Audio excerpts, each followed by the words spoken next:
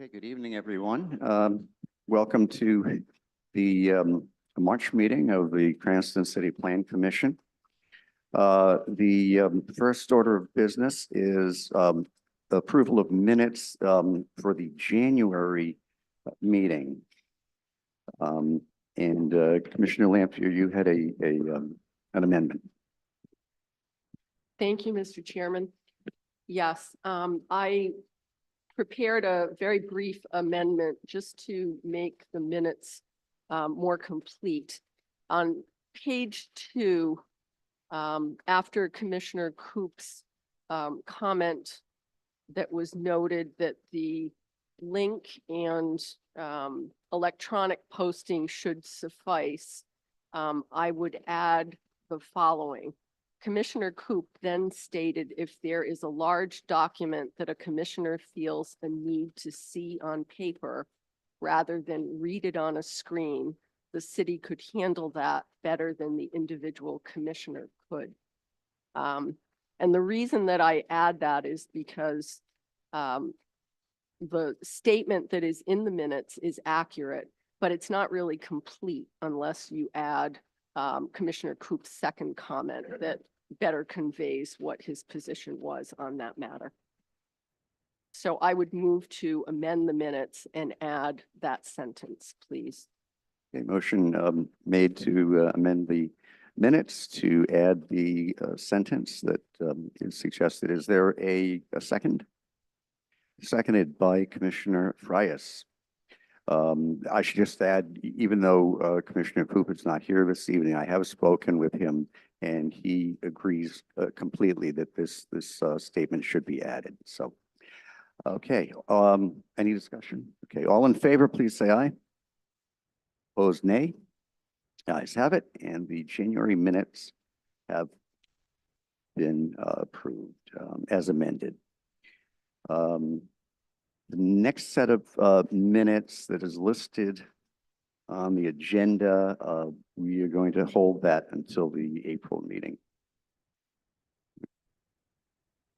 Next item of business is we will need to reschedule the next regular meeting of the City Plan Commission.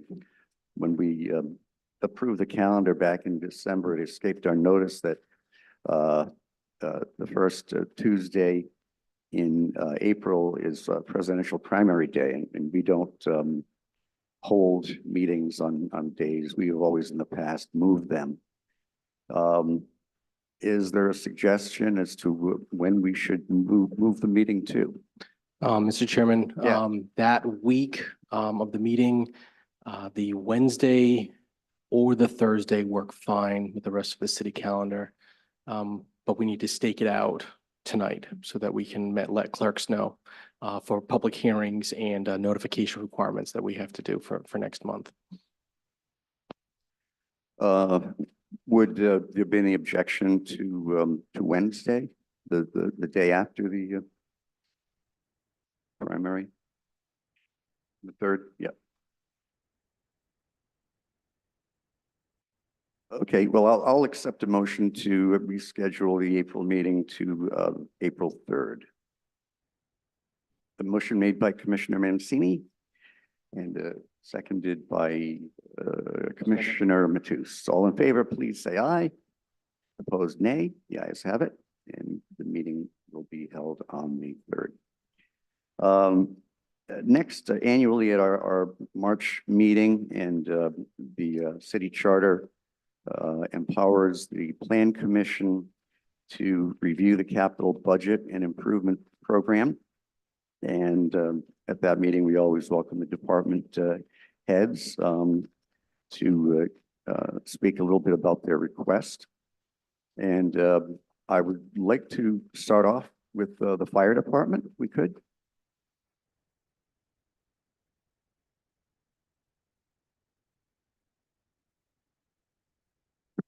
Good evening, committee members. I'm Chief Ryan of the Fire Department. This is my first go around for a budget. Fiscal year 24-25, my highest priority is replacing our Cascade system. And what the Cascade system is, it's a large compressor that fills our SCBA's, which is our self-contained breathing apparatus that firefighters wear on their backs when going into houses and buildings to fight fires, keeps them on air, and also hazardous areas with chemicals. And what's been happening as July of 2023, our system, which is 25 years old, has failed us. It's null and void, doesn't work anymore. So what we've been doing is I have an air supply system that has storage bottles on it. So that comes to the scene whenever there's a code red. So as firefighters come out rehab, they take their scots off and they refill them. Well, there's only so many bottles that vehicle can fill. So on our protocol now is we have to have surrounding communities come in, such as Warwick, Providence, whoever can come in, Johnston, and stage. And if we need them, then we have a backup to fill our scots. So that's been going on since July of 2023 up to now. And then that truck that we have has to go to either Warwick or East Greenwich and sit there for several hours to fill that truck. So it's ready for our next situation. So, it's $120,000. Our old system was 25 years old. It's a Bauer system. So we like to stay with the same component, compressor Bauer. It takes 8 to 12 weeks to order it. They'll deliver it. They'll take the old one out and then we'll install the new one. And that will get us back up to snuff where we can just rely on ourselves, taking care of our firefighters on scenes. My second priority is replacing our aged bucket truck, fire alarm bucket truck that's 23 years old. It seems to be out of service more in repairs than what it is in service. And what we've had to do over the months is rely on other cities and towns again to borrow one of their bucket trucks to come and finish stringing our fire alarm lines and working on our traffic signal lights. So it's 23 years old. We've gotten a lot of good use out of it, but I think it's time to upgrade it to a newer bucket truck. And that's $260,000. Those are my two priorities for fiscal year 24-25. Thank you, Chief. Any questions, comments from members of the commission? Commissioner Frias. Good evening, Chief. Welcome to the Planning Commission and your first budget presentation. Did a fine job. Thank you. My questions sometimes go to stuff not just in the upcoming fiscal year, but through your 5 years. So I really only have one thing I want to ask you about, which is the training facility. This is in, I think, your 4th year of the 5-year plan, and you're asking for $500,000. Sure. The reason you give is that the need is we're now paying for another community's training facility. How much does it cost us to pay to use that facility at the other community? Well, I'm putting on a training class right now of 18 candidates and they'll be starting down there in May. When we use that facility, it's like $135 an hour for an engine. And I think it's like $185 for a ladder. So if I don't have one of my ladders or engines that I can use, I have to use one of theirs down there. So it gets kind of costly. It's not every day, only when we get out and do live burns or we do fire tactics, hand lines. You have an estimate of how much it costs the fire department to use this every year then? Not offhand, I don't. Okay. The reason I asked that is that last year I had some doubt about whether or not to do this. I can tell this is not a top priority for you because it's number 9 on the list. And I'd like to understand how much it costs the city of Cranston to use the other community's facility. Because if it's, let's say, $25,000, $30,000, it may make more sense just to spend $25,000 a year rather than build a facility for $500,000 plus interest. Right. So, I can get those figures for you. well, I was gonna say, this is kind of like a one-night meeting, you know? I may not be here next year, you never know, but for me, I don't believe, like, one of the things we do is under the charters, we have to look at the necessity, whether it's necessary. And that's where I'm not sure this is necessary. And that's why I was trying to ask how much you think. If you had a ballpark, it would help me. If you don't have a ballpark, then I understand. I don't think it would cost us $500,000 to go down there. I mean, I think you're right. Okay. All right. Thank you. Okay, other questions, members of the commission? Okay, anyone present wish to have a question or comment? Mr. Lima, is there anybody online who is waiting to ask a question or make a comment of the fire chief? I see no public comment. Okay, let the record show that there's no online or in-person public comment. And thank you, Chief. Thank you so much for your time.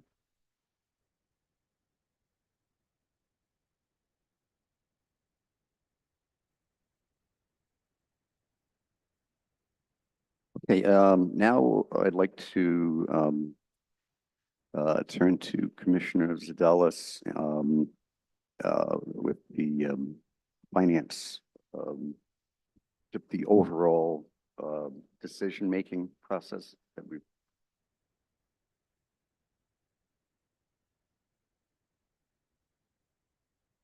Thank you, Mr. Chairman. Mr. Chairman, in terms of this year's, or same as last year's CIP, we solicited requests, priorities from departments. Those priorities were compiled and on 2 occasions vetted both internally with finance as well as the administration. So, and the actual priorities that you see before you this evening are just those that sustain the necessity, as has been the case at least the last 2 years. The priority was on fiscal 24, 25 in terms of needs with departments to address needs within the city. One overarching theme that I just would like to speak to, specifically as it relates to the school department. As you'll see, the school department request in FY 24-25 details $76 million. That is $76 million worth of approvals, not $76 million worth of expenditures or borrowings. The rules of the fine city of Cranston state that the capital, for us to sign a contract for any one of those prescribed line items, we need an approval from the planning commission. So as an example, if I could just speak to Gladstone Park, Gladstone School, we have 53 million. That should be sufficient to get the school department to their gross GMP for the project. Although we know the actual borrowing will occur over the next 2 years. So that's just one nuance I'd like to explain. Again, we focused on the first column for the city departments of their needs.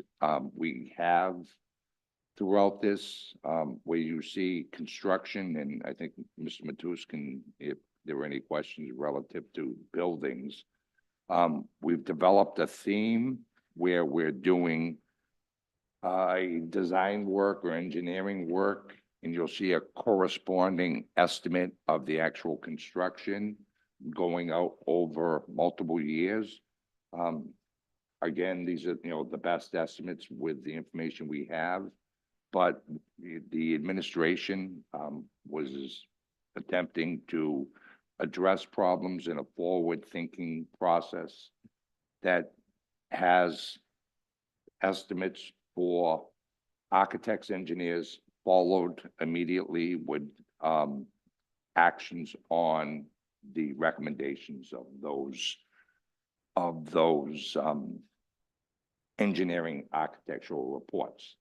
Now, this is also in the context of affordability. As you're aware, a few months back when we were looking at proceeding with what I'll call schools phase two, which the mayor, the educational mayor and superintendent said identified 40 million. We looked at a capital plan and, for no better term, what I'll call debt management, spreading that over bonding it of at least 3 years, possibly 4 years, so that the city can afford, the debt service on what we have before us. And like we were very fortunate that there is some debt coming off the books, which I'll refer to as feathering, new debt with the anticipated ride reimbursement, which we believe will make, I don't want to say this seamless, but will mitigate any potential tax effects going into the future.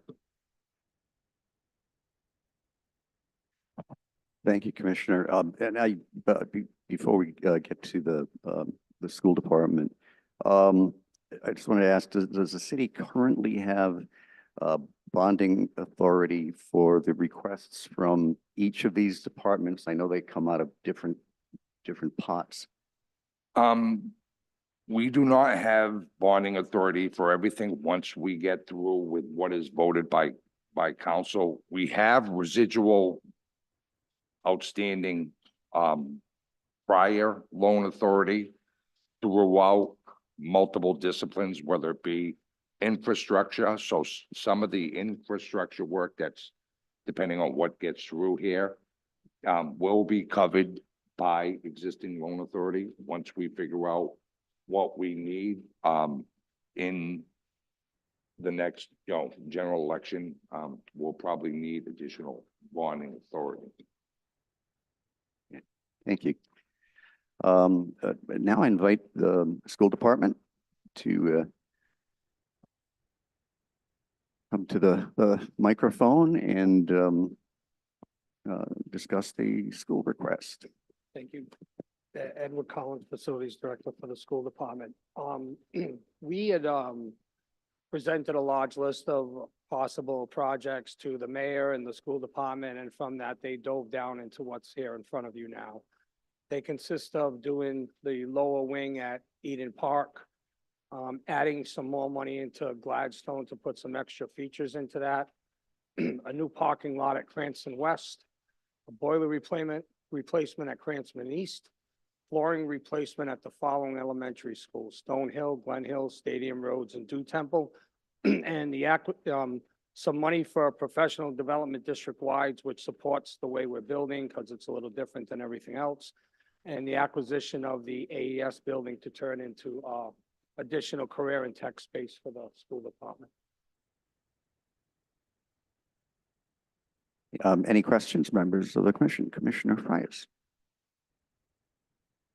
I got a couple kind of inquiries for you. One's kind of short, one's a little longer. Mhm. The professional development question, you have $100,000 in the next 2 years. The school does professional development now, correct? It does, but it's getting cut out. This professional development is directly related to the way we're building schools. If you've been in Eden Park, Garden City, you can see that we've kind of changed the way education is being delivered. And it's professional development done by more of people that design and not the normal professional development programs we use in-house. Okay, but professional development is still, it's not something tangible. It's basically talking, right? People educating, teach other educators about stuff, correct? Well, it's more than that. It's an involvement in allowing the teachers and the children to design the space. The other thing with that, it's also put into a CIP plan where we're able to get reimbursed for it. Okay, so that's where my problem is, because this is a capital improvement project, okay? Understood. So capital is tangible. That's the way I always learned it, okay? It's like roads, bridges, buildings. And now this is basically an operating expense and you're putting it in CIP. I would compare more to a soft cost that's crucial into designing the new schools, but I'm not really, Okay. what you're saying, I'm not really disagreeing with. Okay, that's fine. That's what I was saying, because like I said earlier to the fire chief, we look at the necessity, okay? And this is capital, the definition of capital, in the traditional definition of capital. Okay. The next one is going to be a little bit more controversial, I think. The laborers school, okay? Mhm, yeah. And I read the newspaper article about it, and I've spent some time researching this. So what I understand is that about half the kids who go to this school are from Cranston and another half are from other towns. Is that about right? I'm not sure about that number. Okay. And do you know I know this is basically a vocational type program, so there's like construction. I think they're taught there, building trade type stuff, and maybe some tourism, or do you not know? They're evolving a little bit as to what vocational programs they're offering, whether it be tourism or hospitality or something like that. But I can tell you the program is evolving a little bit. I'm just not the right person to probably ask that. No, I understand. But I'm saying is as of right now, see, when we talk about evolving, that means like what we hope to do in the future. I want to just understand where we are now. So I understand it's building trades and some tourism, maybe some hospitality, right? Not so much tourism. I know hospitality, Okay. definitely, Okay, that's definitely construction. okay. Now, we have to look at whether or not the necessity of these things. So first I start out with, is vocational education necessary? Yeah, I think it's necessary. But my question is, first, why can't that type of program be done at either West or East?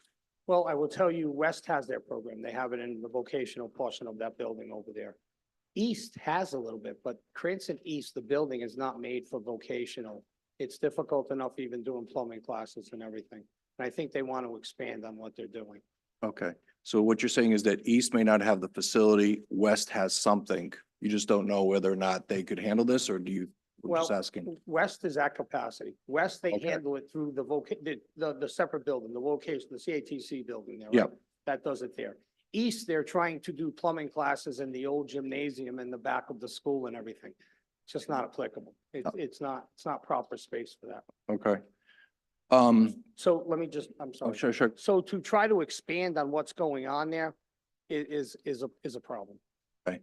So the next question is, okay, we can't do it at East or West in your view. So the next question comes to me, we have empty school buildings across the city now? We're going to have one at Waterman.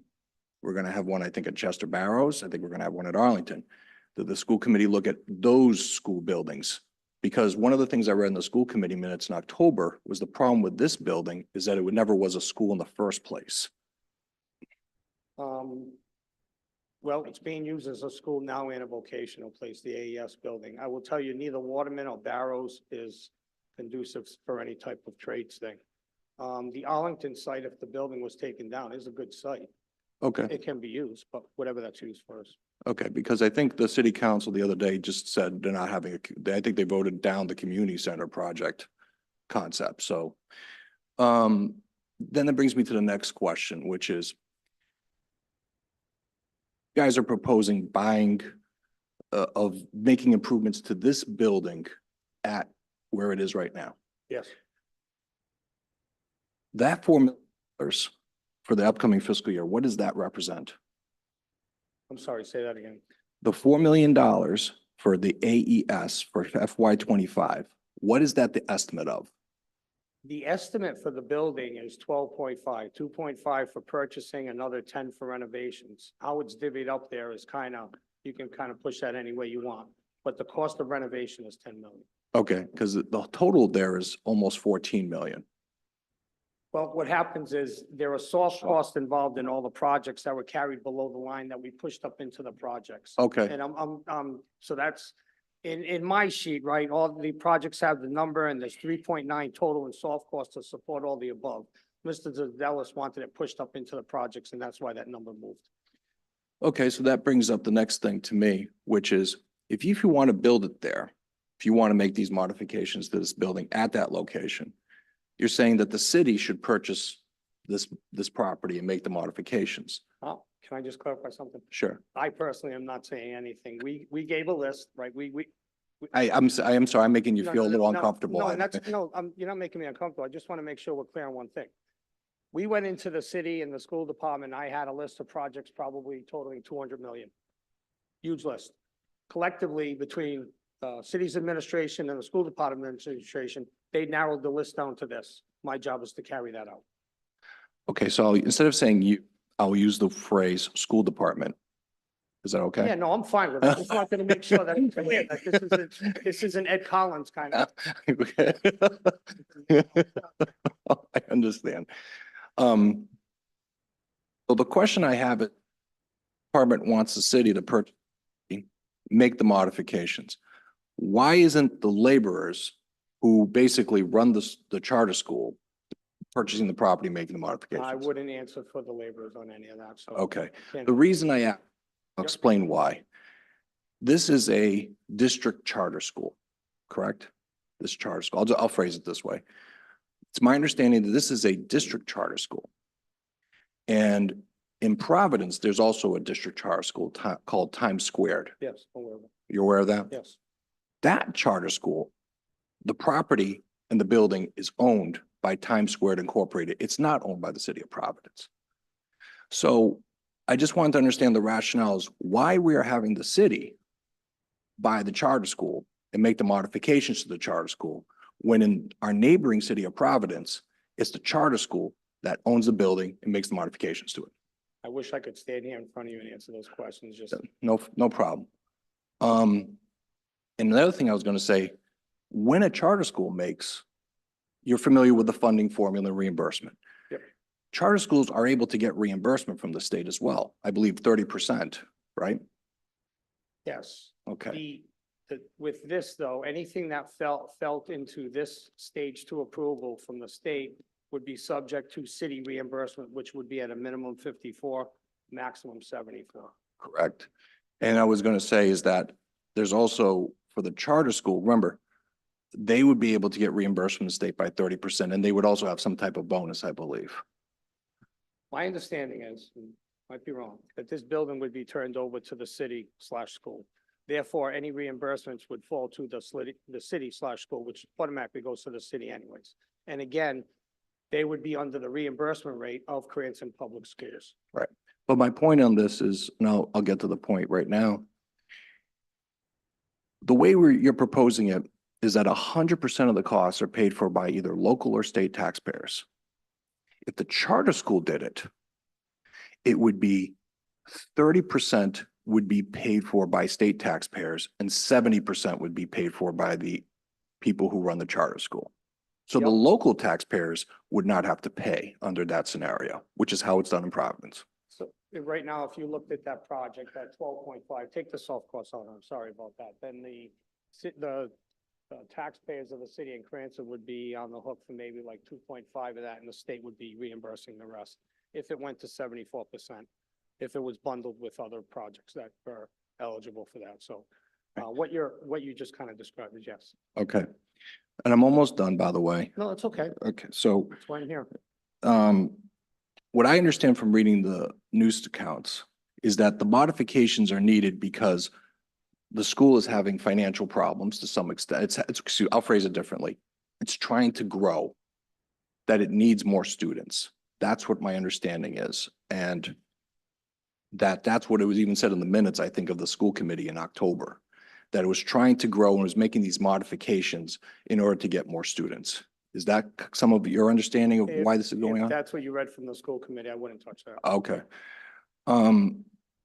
Don't we have generally experiencing in this state, and to some extent in this city, except the western part of our city, declining school enrollment? Yes and no, some are not. I mean, I know at the West End, we're gonna have problems with middle school capacity and things like that. Some schools are very consistent. When you look at areas like Eden Park, Garden City, they're very consistent. So I don't know the exact numbers of where the enrollment is declining, where it's steady. Okay, but I'm just saying in general, not in certain schools, in general. I don't think we've moved that much. Okay. And then you brought up the middle school issue. So we're going to spend money on this. And you just mentioned the middle school. Isn't the school department thinking about requesting potentially building a new middle school of over $100 million? There was a list of $200 million that did include a new middle school. Okay. Yes, yes. Okay, so this is pretty expensive. Okay, It was there. But Okay. that was a huge wish list. That's what I was asked to do, put together a huge wish list that we can kind of redefine and narrow it down to the projects that the city and the school department agreed upon. And one last question on reimbursement. I should have asked this in the earlier. You're saying it's 53 to, or 54% to 74% potentially. But that's 4%. That includes like a 5%, what do you call that? Bonus for consolidation. That wouldn't be in this case with the charter school. It would, because Gladstone carries the extra 20%. Gladstone because of the FIC number. Therefore, anything that was bundled, anything that was sent in for reimbursement on top of Gladstone would get the same reimbursement rate. Okay. And we just did this when we went and got reimbursement for Garden City, which had a little bit more maneuvering because Garden City was only supposed to be 69, but we got it to 74. So every other project that we just submitted for reimbursement this prior year went in at 74. And the 74% concept, that's contingent upon the General Assembly approving bond authorization for us to do so by June. Because there's a possibility the General Assembly may not want to do anything more in this 74% reimbursement program. They've changed their language that any projects that went in stage 1 before January is eligible for that. Now, look, everything depends on the bond. If the bond doesn't pass, then Oh, I understand that there's part. nothing there. Okay. But anyway, you've answered all my questions the best of your abilities on the charter school. No, thank you. And this is a question for my kids who go to Cranston West. That traffic study. Because both my sons there and they talk about the parking lot and all this Yeah. stuff. Can you tell me what that's about? We can't just go in there and redo the parking lot. Obviously, you know, your sons are there, the traffic's a mess there. So we have to do an entire traffic study about what to do there. And a lot of that might entitle some city roads that we would have to go in front of the planning board and the zoning board and everything to go over the design with that. So we're not just going in there and saying, okay, replace the pavement. We're going in there and trying to make the whole facility much more efficient to get in and out of there. And that's all subject to a bunch of approvals through multiple different city agencies before that comes to true. All right, thank you very much. Yeah, you're welcome. Yeah, Commissioner Barberry. Commissioner, I may be able to help clarify a few of your questions, just from some years of experience. So let's talk about the professional development in a new building that you were referring to. So I know you're saying about the capital cost and the hard cost. I would look at that and say, you have people that are going to maximize the use of a new building and learning how to use that building to the full potential of working with the students is a cost that would be of maximum use for be able to have people in there to use the building in the right way to maximize the efficiency of the students that are taking courses there, et cetera. Talk about, you said you asked questions regarding career and tech programs and how they are used around the city in 3 different buildings, east, west, and the charter school. Each building has capabilities of housing certain programs. So Cranston East right now has 10 career and tech programs. I believe Cranston West has 11 programs, and the charter schools has some very unique construction programs, which is unique to their building that they could house. All those programs are not only able to maximize students in this city to be able to be accepted to one of those programs, but also be able to accept students from around the state to be able to come to these schools. And that comes with tuition. So that's, I think, what we're talking about. Maybe some of the questions that you were kind of teetering around as far as each school, maybe that helps you with that question there with the career and tech programs. But each school is unique to be able to have them. For example, I can't hold with like the charter school has a big construction program there. They go out in the yard and they do some work in the yard, et cetera. We don't have that kind of location to be able to do that. However, I can house a music engineering program. I can house a JROTC program, et cetera, just because of the nature of the building and what we have here in the building. And the Career and Tech Center on the western side of the city, they've been around there for some generations now. And they were able to build the capacity that you see there because of the land value that they had. They were able to have a construction program, a culinary program, because they have a kitchen, et cetera. Could you repeat what you just said, that the Cranston West could have a construction program there? I'm sorry, they have a construction program thank there. Because of the land that they have, for us to be able to have that kind of construction program would be difficult. We have a plumbing program and they're able to operate and we're using the facility. So each school is unique that is able to house all these different career and tech programs, which is nice for the city because it only, if it's valuable for the people that are here in the city and it's valuable for people from around the state. It's an attraction for something like that. Thank you, Commissioner. Any other questions? I'm sorry. The traffic study you asked for over there. So I was been very fortunate to actually, we say, move a river, if you want to say at Cranston West, because students' safety was in jeopardy over there. And we, back in, I believe, 2014, we changed 2014, 2015, we changed the traffic pattern so that students wouldn't get hurt. So we did use the city to help us work on a traffic pattern. And of course, whenever you change something, it always meets with a little issue. But the thing that made it a little bit more difficult was soon after we did that traffic study and we changed the traffic pattern there so that students would be safe. Soon after that, many of the streets adjacent to the school started becoming one ways. And whenever it's sort of like water has to flow in different places and it keeps moving. And when you start limiting the places where water could go, then you have a little bit of a backup. And that's what happened when side streets started becoming where traffic was able to flow out, became one ways especially during school hours. So I think that traffic study that you're referring to is probably something that's needed if they're going to be changing the pattern and working around that area there, which is much needed with a school that is growing. So you spoke about population. The population in the school district has been pretty steady, as Mr. Collins referred to, but I can't speak to you that the high schools are growing. And probably that's because of the career and tech programs that have been added in the charter school. We're able to attract people not only to stay in the city now, but come from other parts of the state. So for example, when I started at Cranston West, the population was around 1330. And a couple of years ago, that population creeped over 1700. So, and that's due because of programs like the career and tech program. So that's why they're so important to the schools and to the students and to our community. Okay, thank you, Commissioner. Any other questions on the school department? Is anybody present who has a question or comment on the school department's capital request?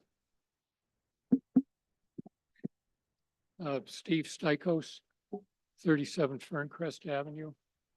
I've got a couple of comments that in regards to this discussion that's just gone on. The city planning department, when I was on the school committee, would do population projections so that you could tell whether you needed a new school or you didn't need a new school or an expansion. So I don't know if those are done, but I think they're very important to make intelligent decisions. Another point I'd like to make is that whatever number is being presented here is the number without interest, and that we have to pay interest on borrowing. And as we all know, interest rates are higher than they were 3 or 4 years ago.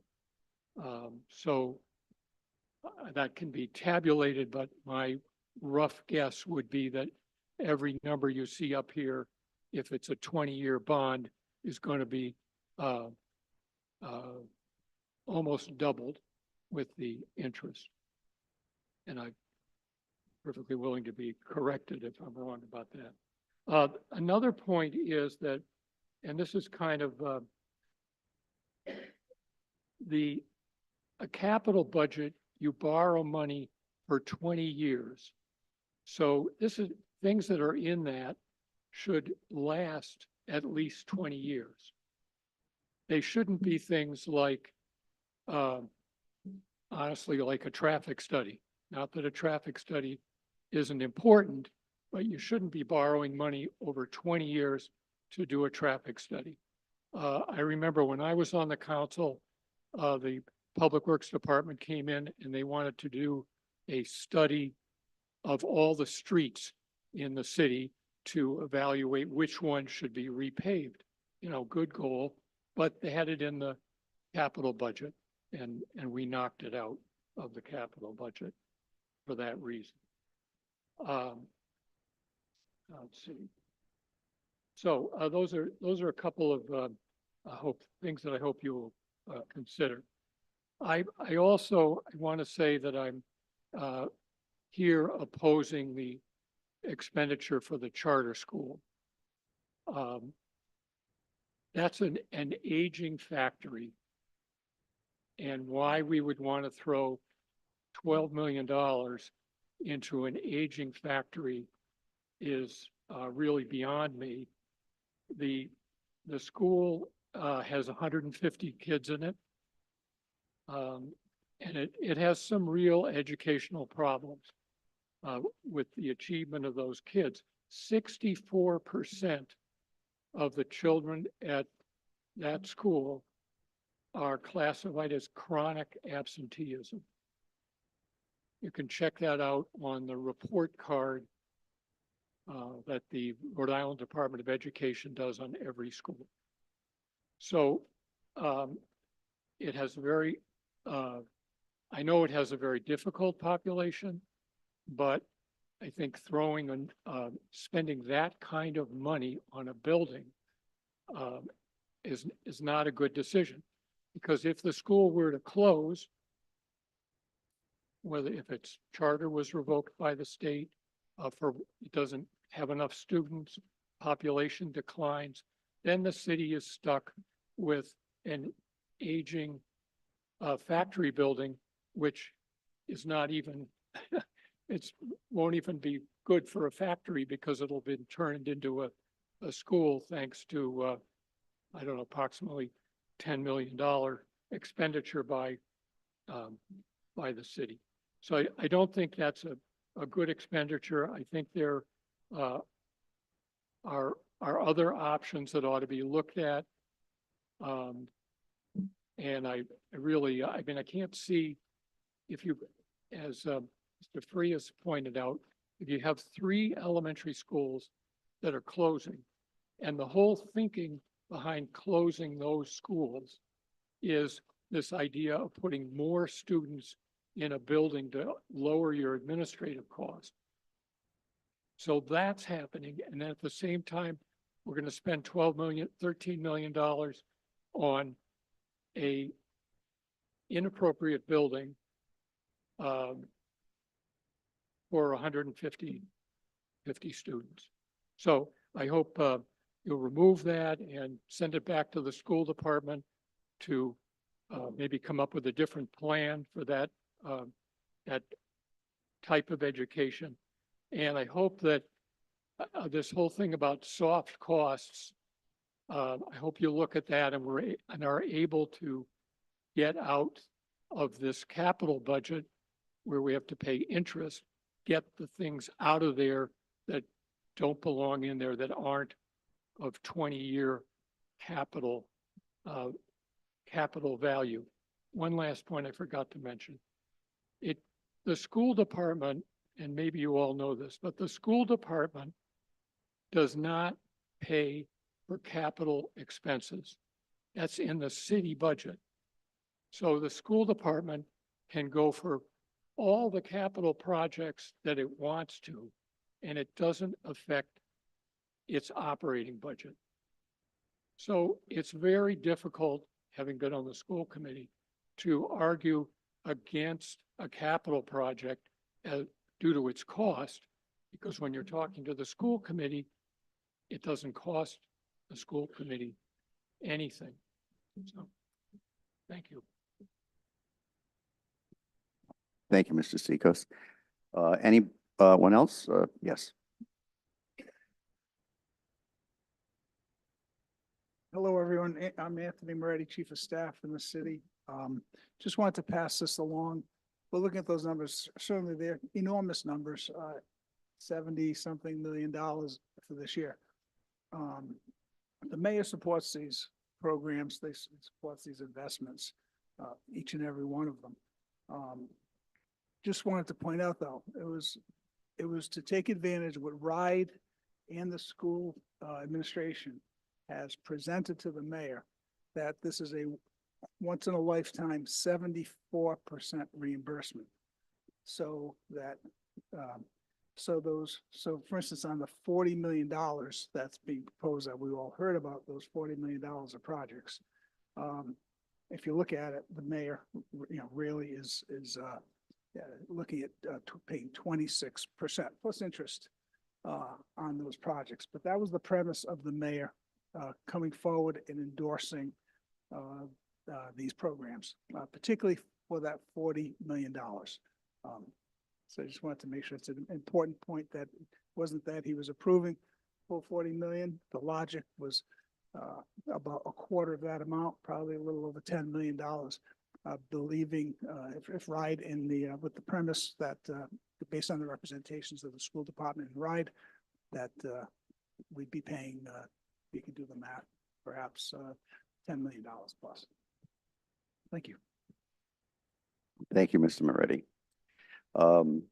Anybody else present who'd like to comment on the education capital?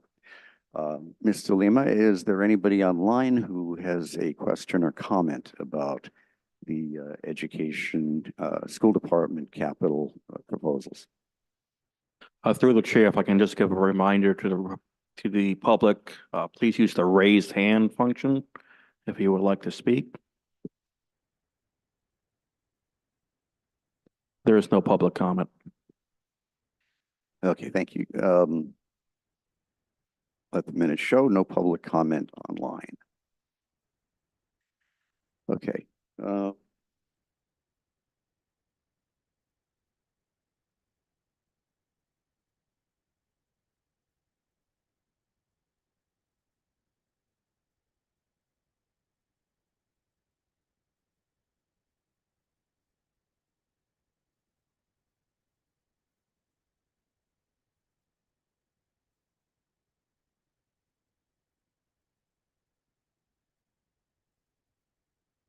Okay, we're going to look at the capital requests for the fire department.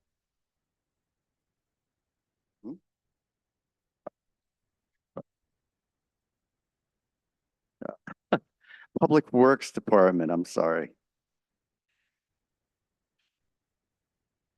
So several categories on this one. Yeah. I'll just follow the format of the spreadsheet, starting with the fleet maintenance division. Truck lift replacements, $120,000. That is, the fleet maintenance has 8 lifts within their garage. 3 of them were replaced last fiscal year or the current fiscal year, and we are in need of replacing 3 additional ones in the following fiscal year.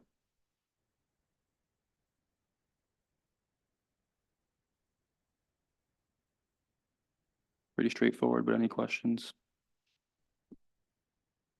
You can go through all of them and then we'll just kind of ask the Sounds good. questions together. Highway maintenance division, again, pretty straightforward.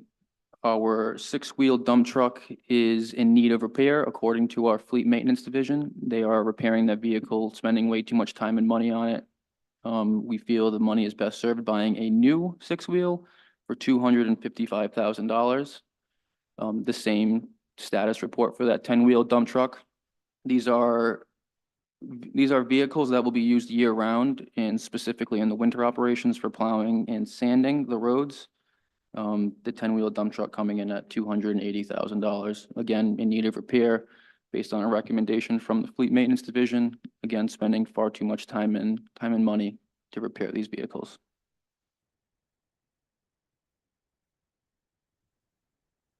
Moving on to the engineering division. Start up top with the citywide infrastructure. This is a pretty reoccurring line item on the capital budget. The current fiscal year was approved at $4 million. We're looking at decreasing that to $3 million.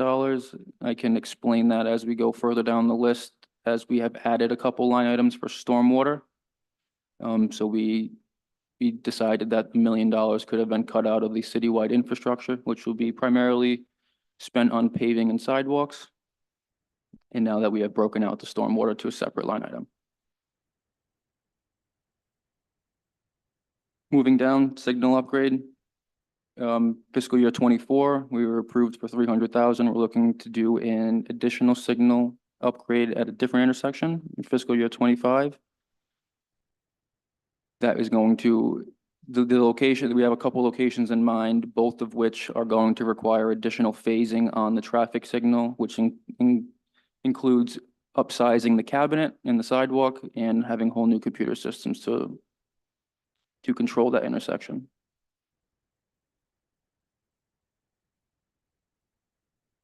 City-owned bridge rehabilitation / replacement. We are currently in the process of inspecting the 7 city-owned bridges.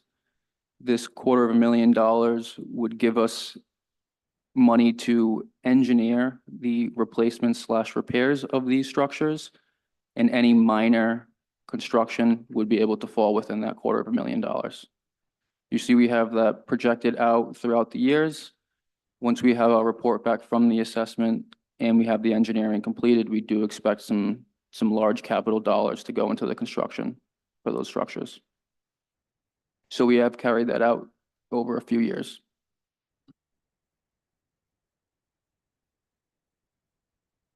Doing pretty good with no questions so far. Stormwater drainage studies.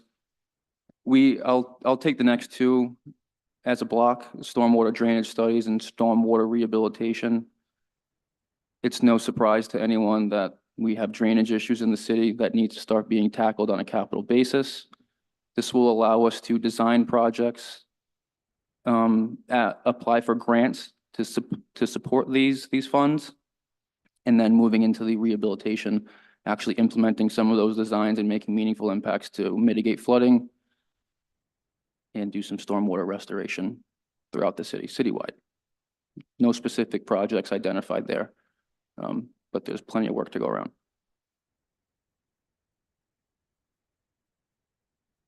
Knightsville project phase 3. You'll see Knightsville phase 2 has been approved for fiscal year 24, which was just awarded at BOCAP before this meeting. Knightsville phase 3 will continue on that work, continue to improve that business corridor up Cranston Street. Phase 2 and the northern bound of phase 2 is Randall Street. Phase 3 will continue north up Randall Street in front of St. Mary's Church, and, finance depending, take us all the way up until that river. So that could be a meaningful impact over there. The intention is to create a pathway between the developments and the Printworks facility and the Knightsville Manor, I want to say, could be corrected. This will provide a corridor for those residents as well as others in the community to have a safe walking path to the businesses over there in Knightsville. And that's fiscal year 25 for engineering. I'll move on to public buildings, starting with citywide building improvements. This money is used for primarily emergency situations, reactive measures where buildings need improvements. Buildings that we have spent money on in 2024 and where I see the money going in 2025. We did some work in City Hall, upgrading some city departments, modernizing their offices. We've done quite a bit of work in fire stations. We've also done some work at the Astoria building on Gansett Ave. This is a needed line item as these expenses are going to come up throughout the fiscal year. And this is a perfect avenue for us to tackle the problems as they come across our plate. Ice rink rehabilitation at $500,000. We have already identified problematic areas within that structure. We are currently in the process of awarding engineering services to a consultant to design the repairs of the problem areas. This $500,000 would be used for construction to actually make those repairs that are needed on that building. These repairs are simply to improve the lifespan of that building. Nothing cosmetic, nothing extraordinary. Simply structural rehabilitation. Moving down, police headquarters HVAC replacement or rehabilitation, as it's stated. Again, we are assessing the police station. We've gotten many complaints from the police department, inconsistency on their temperature controls in that building. That $750,000 is a worst-case scenario number. We do not anticipate needing that much funding to make the repairs over there, but based on the assessment, if it comes back in worst-case scenario, we'd like to have an avenue to make the necessary repairs. So again, we are not anticipating needing $750,000 over there. Everything is in worst-case scenario. We need new units, new ductwork, that will cover that expense. Police station dispatch renovations, a request from the police department. Their dispatch room is outdated, I'll say. This is to improve technologies and functions of that dispatch room to improve efficiencies. It's primarily technology-based. And wrapping it up with sanitary sewers. Our first one is the Plainfield Pump Station rehabilitation. This was originally part of a 3-pump station project, including Howard and Mayflower. The work involved in the Plainfield Pump Station was more intensive than the other two, so we broke this one out to do separately. The more intensive work includes increasing the size, the capacity of that pump station, as well as redirecting that flow to a different pump station because the downstream pump stations are at capacity right now. So that's a 2-for-1 special on this one. We're going to get increased capacity, and we are going to mitigate the impacts on downstream pump stations. Moving on, the Headworks building ventilation system. The Headworks building is where all of the sewage from the city enters the treatment plant. That is very high in moisture content. It's quite literally raining in that building at some points. That moisture content in there is eroding, corroding, deteriorating that building. This is also an investment to increase the lifespan of that building at $1.8 million. It's very needed work as that building is in pretty tough condition. Elmwood Ave slip lining project, $400,000. It's about 1,200 feet of 30-inch sanitary sewer that we will be curing in place. It's a newer technology out there where they build a pipe inside of a pipe, and rather than having to dig up the road and make a large mess, and it's much cheaper doing it that way than to excavate. So that is a capital project. All of the sanitary sewer items, the sanitary sewer enterprise fund has a 10-year capital project plan.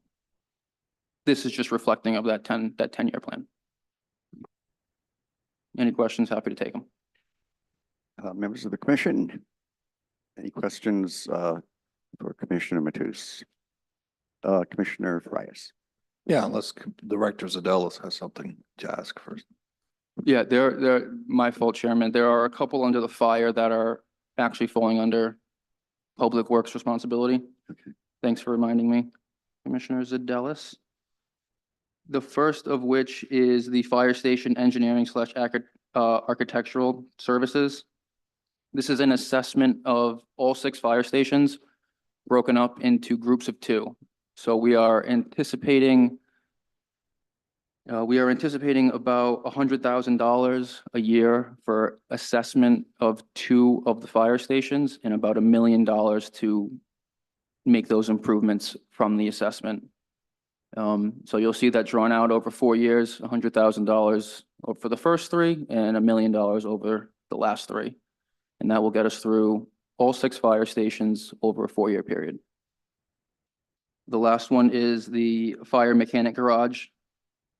This is to move the fire garage to the garage in which fleet maintenance is currently in right now. Where fire is currently situated, right behind this building, the garage is not adequate to service their fire trucks. They have for lack of a better term, a basement service room. So they actually go under the slab and service the trucks underground. They're looking to, they can't use a lift over there because the ceiling's just not high enough. In the other garage, the ceiling is high enough. And this capital expense would allow them to have all the mechanics in the same garage, and everything would work easier there for not only the mechanics, but specifically for the fire department. They would have a place to service their vehicles appropriately.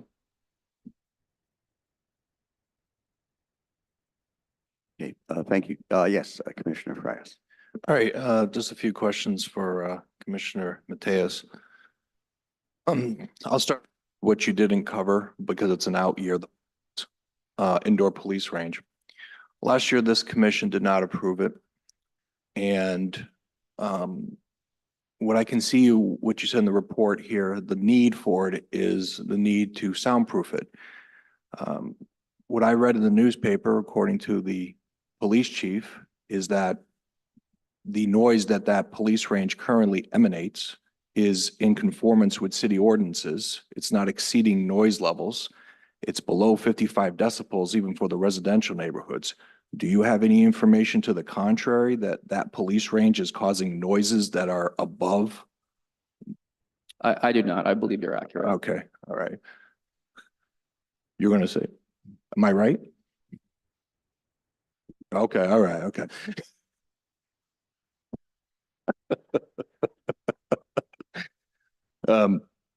To the best of your knowledge, Director Mateus, there are other shooting ranges in this state, right? Correct. And they're outdoor, some of them? Correct. Okay. All right, that's my questions on that one. The sewer pump at Plainfield, this is a little technical. We are now, right now, the amount of sewage being pumped at that facility is exceeding its capacity currently. Correct. It's right up to the capacity. Okay. The improvements that you are seeking to make, it will bring it up at least to the level of its current capacity, correct? Correct, yes. Okay.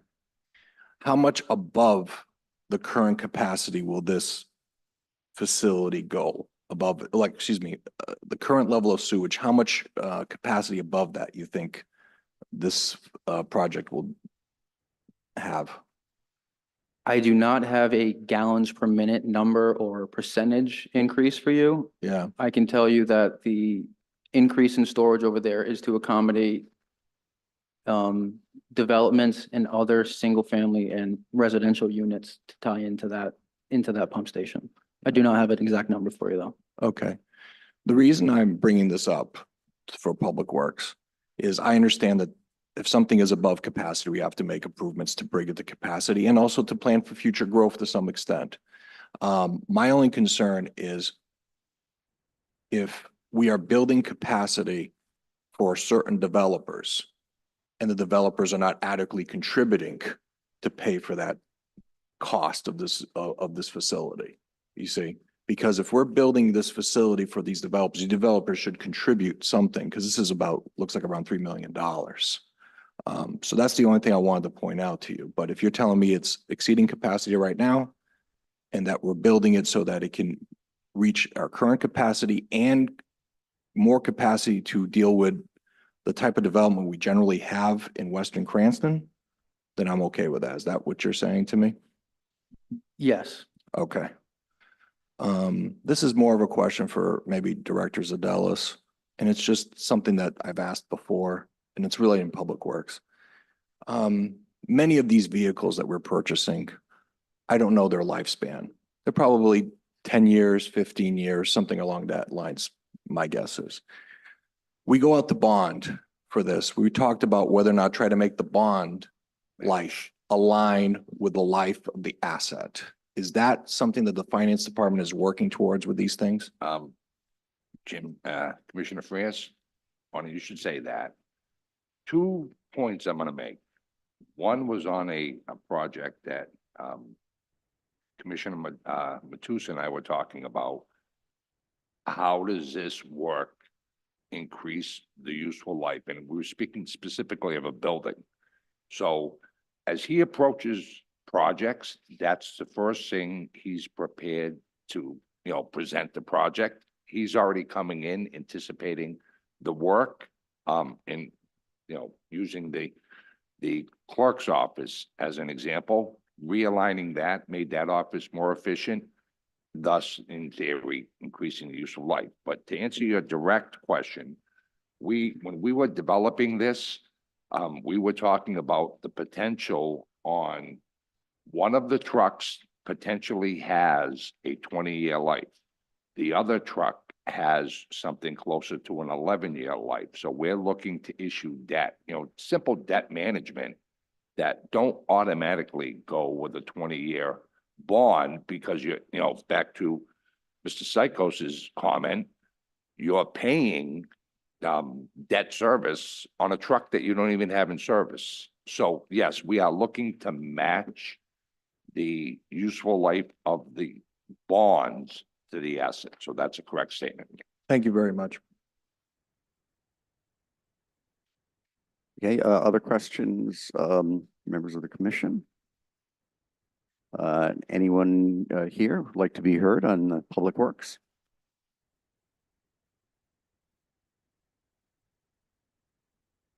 Just a quick question. On the police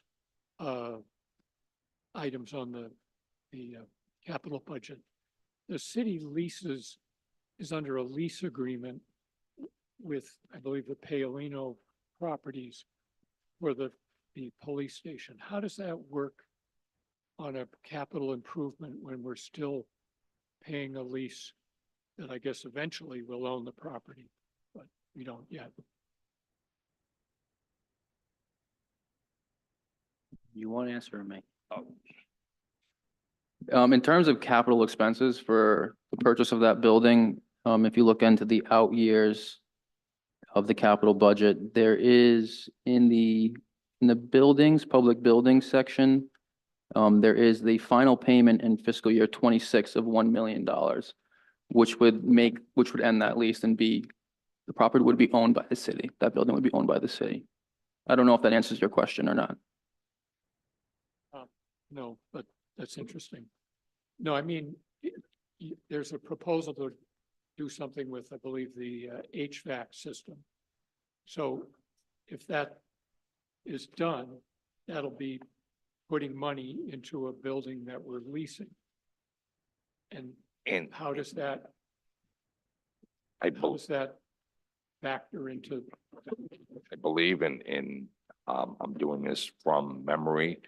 At a point in time, I believe those responsibilities shifted from the property owner to us. And my understanding is we have been doing improvements per the lease to that building for years. And I think it was, and again, I'm doing this from memory, there was a provision in the lease. So I think it was anticipated.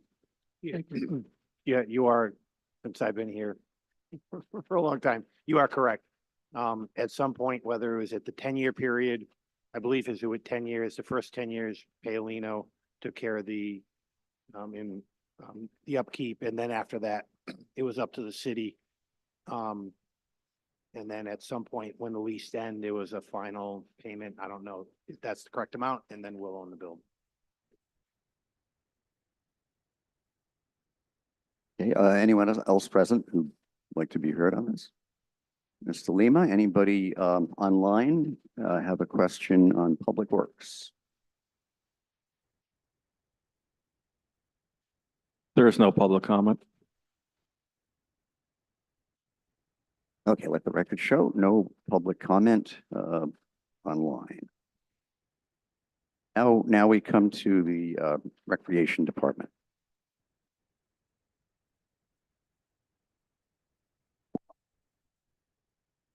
Good evening, Commission members. Ray Tasalia, Parks and Recreation.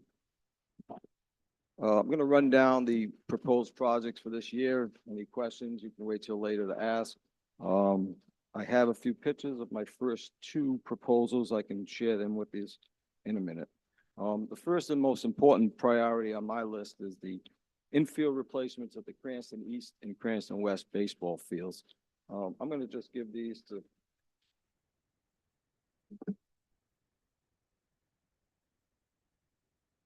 you guys.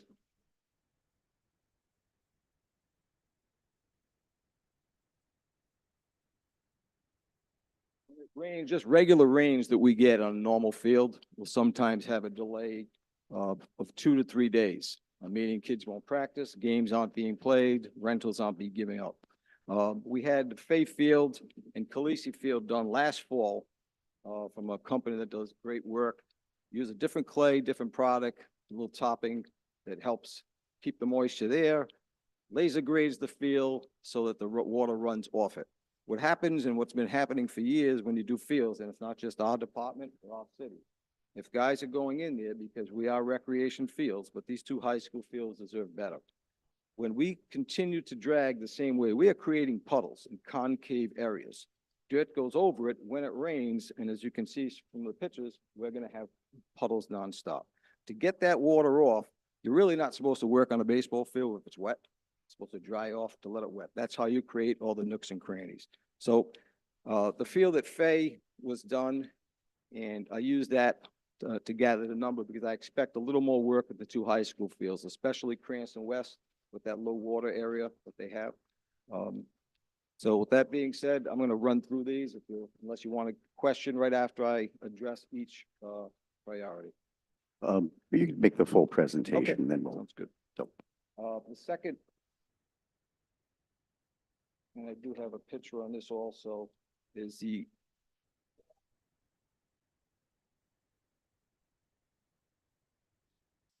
last fall, I believe. It has gotten not substantially worse, but it's getting worse. And it's not the whole, around the whole facility, but a good portion of it. With that number that I put in for that, we should be able to get that done. My big concern is water getting behind that facade area that is flush to the track. The ground level on the stadium side, press box side. And if water is getting under there, that walkway could be damaged. And that cement walkway, which runs the whole length of the field, is not something we want to be replacing. So I think this is an important thing. As far as, aesthetically, it doesn't look good to have a crumbling wall when you have events there, especially our own high schools. The third project priority would be the renovation of the Doric Avenue basketball courts. We've been getting a few complaints about cracks in the court. It's a hazard. It's highly used. Two courts with the pickleball craze that's been going on along the country, let alone our city. We thought, administration, the mayor thought it was a good idea to convert one of those basketball courts into a pickleball court. Right now, those courts have tar in the middle of some of the cracks to prevent, more cracking, but that's only a temporary fix, and it was done years ago, well before me. So this proposal would replace both courts. One basketball court would be there and one pickleball court. The good thing about the location is every time we talk about a pickleball court, we get resistance from neighbors. It is a loud thing, even though it doesn't sound it. That pinging can really be annoying at times. I mean, it comes with people parking. So, but where that is now, it's already a facility that people go to on a nightly basis. With the highway there, I don't think there's much worry about, the noise, and I think it will really help the pickleball craze that's really not going to stop. And it's still have a basketball court, and we'll have an existing pickleball court. The fourth for this upcoming fiscal capital is the design and build dog park. I know Councilman Donegan had requested, and we still are trying to look for a location. There is one at the Cranston Stadium now. It's small. We're going to go over there. Again, anytime you do something like that, the first thing you do is you have to talk to neighbors and or people around the place where you want to put a dog park. And so we will reach out to the community to see if the existing small park at the stadium can be increased. Maybe we can capture a little of the area there where the Priest House is that's not being used, or other locations that we're gonna discuss. So those are the projects for this upcoming capital. Looking forward, we are trying to get a competitive track for the Cranston East High School. They are without a track. Currently, they train at the stadium, which does not go all the way around because the track is, first of all, it's cement, and it's just not a full circumference of a quarter mile. So they do some splits there, they'll do training there, but it shouldn't be for that school to have to travel. They can't host competitive meets. And I just think it would be beneficial to them and the youth programs that use the track, not to mention walkers and runners that could also benefit from this facility. Now, it wouldn't have, again, these plans, a location has to be found, which is why the amount is at that number. Again, that's going to take some planning, some discussions, and we are going to try to find them a home. The next one on the list is the construction of a baseball diamond on the west side of Cranston. Currently, they have Cranston West Field, which will be redone. They have Hope Highlands and Weston Hills, which are multi-purpose fields. So there's soccer used there, there's women's softball used there, there's men's adult softball used there, and we just feel another 60-90 diamond on that side of the city will accommodate those two junior high schools in addition to any other current spring and summer rentals they may have for baseball. And that, again, is on one of the out years. Location, again, is going to be determined, why the number dictates possible clearing out land and excavation with that 500,000. And the final project, priority 7, there's 2 left, is the renovation of the Tate Field. Tate Field is the field that's closest to Bain, okay? If the side street that runs by Bain, it's the top field. They currently play soccer there, girls softball, it's heavily walked. It'll be a challenge. We're looking to just aerate topsoil of that so they can get some grass back there. And I know that's highly used by people that are there in the neighborhood, and it's a good thing, but it should have, better turf, which is also a safety concern from the kids from Bain that use that field. Even during gym class, they're out there every day. We'd have to shut that down for a period of, 3-4 weeks until that grass catches. It'd be too costly to sod, but it is something that can be attained. And the final one is the Cranston Stadium facade, the outside of the facility and possibly the exterior of the inside of the facility. It's in need of paint. It's not chipping right now. There's a few little spots and we have time for it, but it's something that should be done to add to the, the city's jewel. That's what Cranston is known for, Cranston Stadium, and I think we have to upkeep that. And 2 of the things here, the wall and the painting, would help accomplish that. Any questions as far as? Any questions, Commissioner Frias? Thank you, Director. I've been wrestling with even asking you a question about this, but, because I'm not a dog owner. The dog park. A half acre to an acre of land. And you're talking about putting it in the stadium area? No, this is a proposal for a new dog park. If we cannot find a location, there is one at the stadium, a very small one. Yeah. That maybe we can convert into a larger one that would be accommodating, but we would have to check with neighborhoods and see if it's something they want in their backyard. How much demand is there really for this dog park? Honestly, I couldn't tell you. I don't get phone calls every day. Not like I get phone calls to pick constituents' garbage up. But I get phone calls for that, not as much for the dog park. That's what I thought. Because one of the things you put down here, because, in the charter, we have to look at necessity. Right. And one of the reasons you put down is dog socialization. Again, that's something that if you go and look at any dog park, and when they're developing dog parks and they're trying to find a location for them, these are the things they ask people. And some of the positive things they've gotten from proposing dog park is that I thought that was kind of funny myself. Yeah, it's the problem But with it. It's wordage they use when they're proposing a dog park. That's the, see, And, it's. and again, yeah. you could, dissect wordage any way you want. Well, this, That's wordage that is used when you it's, propose. a it's dog also your wording for the need. So that's why I was asking if that came to you and it's, No, it's. not something that, you know, So that's, $60,000 for dog socialization. That's my problem. The rest of it looks okay I to me. perfectly understand your concern. Commissioner Freitas, you wouldn't be suggesting that Cranston become known for antisocial dogs? No, not at all. That's why I told you I wrestled with asking about this because of I'm not a dog I owner. mean, if even one of the other one on that about the dogs as far as, them not biting other people because they're gonna be in a contained area. I mean, there's negatives to dog parks too, that aren't on here, so. it's just- Negatives, okay. It's just the pros and the cons, and I took some of the pros that everyone in the country, are using for their dog parks. Other questions, members of the commission on recreation? Is anyone present who would like to be heard on this issue? Okay, seeing none. Mr. Lima, is there anybody online who would like to address this? I see no public comment. Okay, let the record show, no public comment and no in-person comment on recreation. So thank you very much.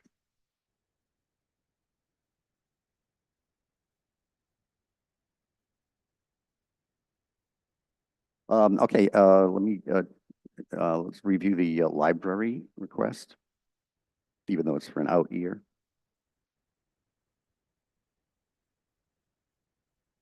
Mr. President, the library put in a request for the repaving a lot, but once again, as you just so aptly mentioned, that's in and out, it's been in or proposed for the 25-26 capital improvement plan and not the current one for us. And would the same go for IT as well? That as well,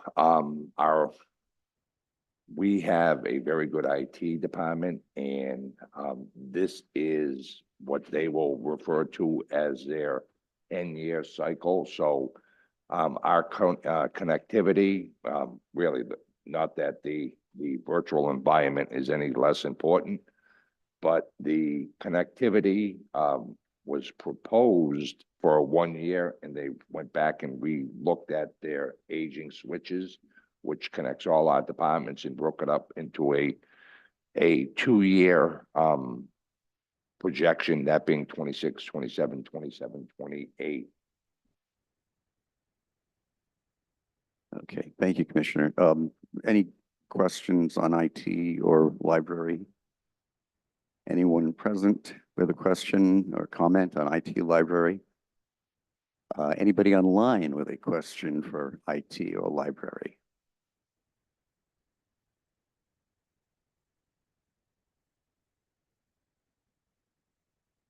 I'm not seeing any public comment. Is there public comment? No. There is Okay. no public comment, no. Okay. All right, thank you.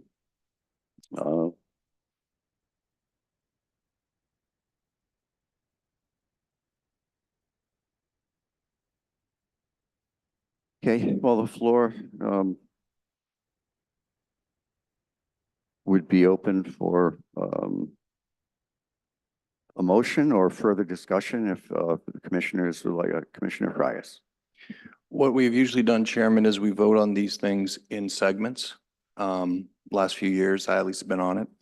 So we vote on schools, then we vote like Public Works, Fire, and then et cetera. So I'd like to vote based on department, so to speak. So it'd start with the schools. So the first thing, I just want to make a comment about the schools. I have 3 kids in the public school. So obviously I support our school department. And I want to make 2 amendments. I'll make one right now. One is on professional development. Capital means something tangible. That's the definition that I understand in Webster's dictionary. It's usually roads, buildings, bridges, facilities, stuff like that. I understand the concept that, hey, this is professional development related to using a building. But to me, professional development is still an operating expense. And once we start allowing operating expenses to creep into the capital budget, first, I think that's not, it's inconsistent with the charter. And I think it will lead to financial problems. So I'll start out by, I'd like to make an amendment to remove the professional development from the school department section of the capital plan. Okay, motion made to remove professional development from schools. Is there a second? I'll second it. Seconded by Commissioner Exter. Discussion?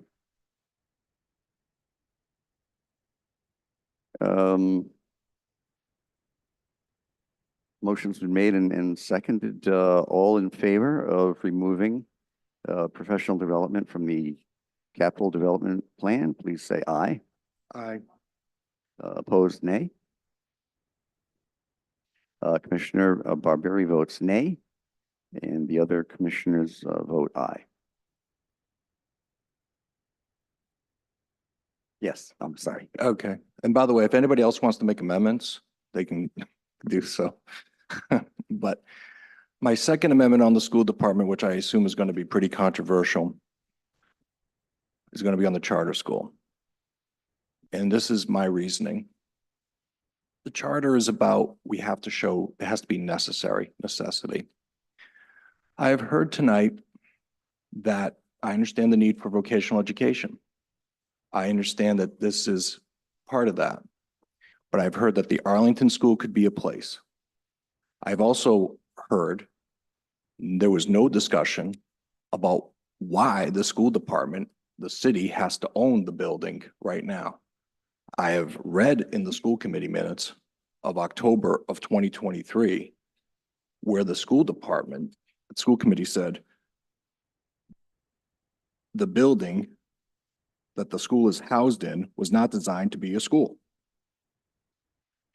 Then why are we making improvements there when we could maybe use Arlington, which, as I heard, there was a possibility, hasn't been explored.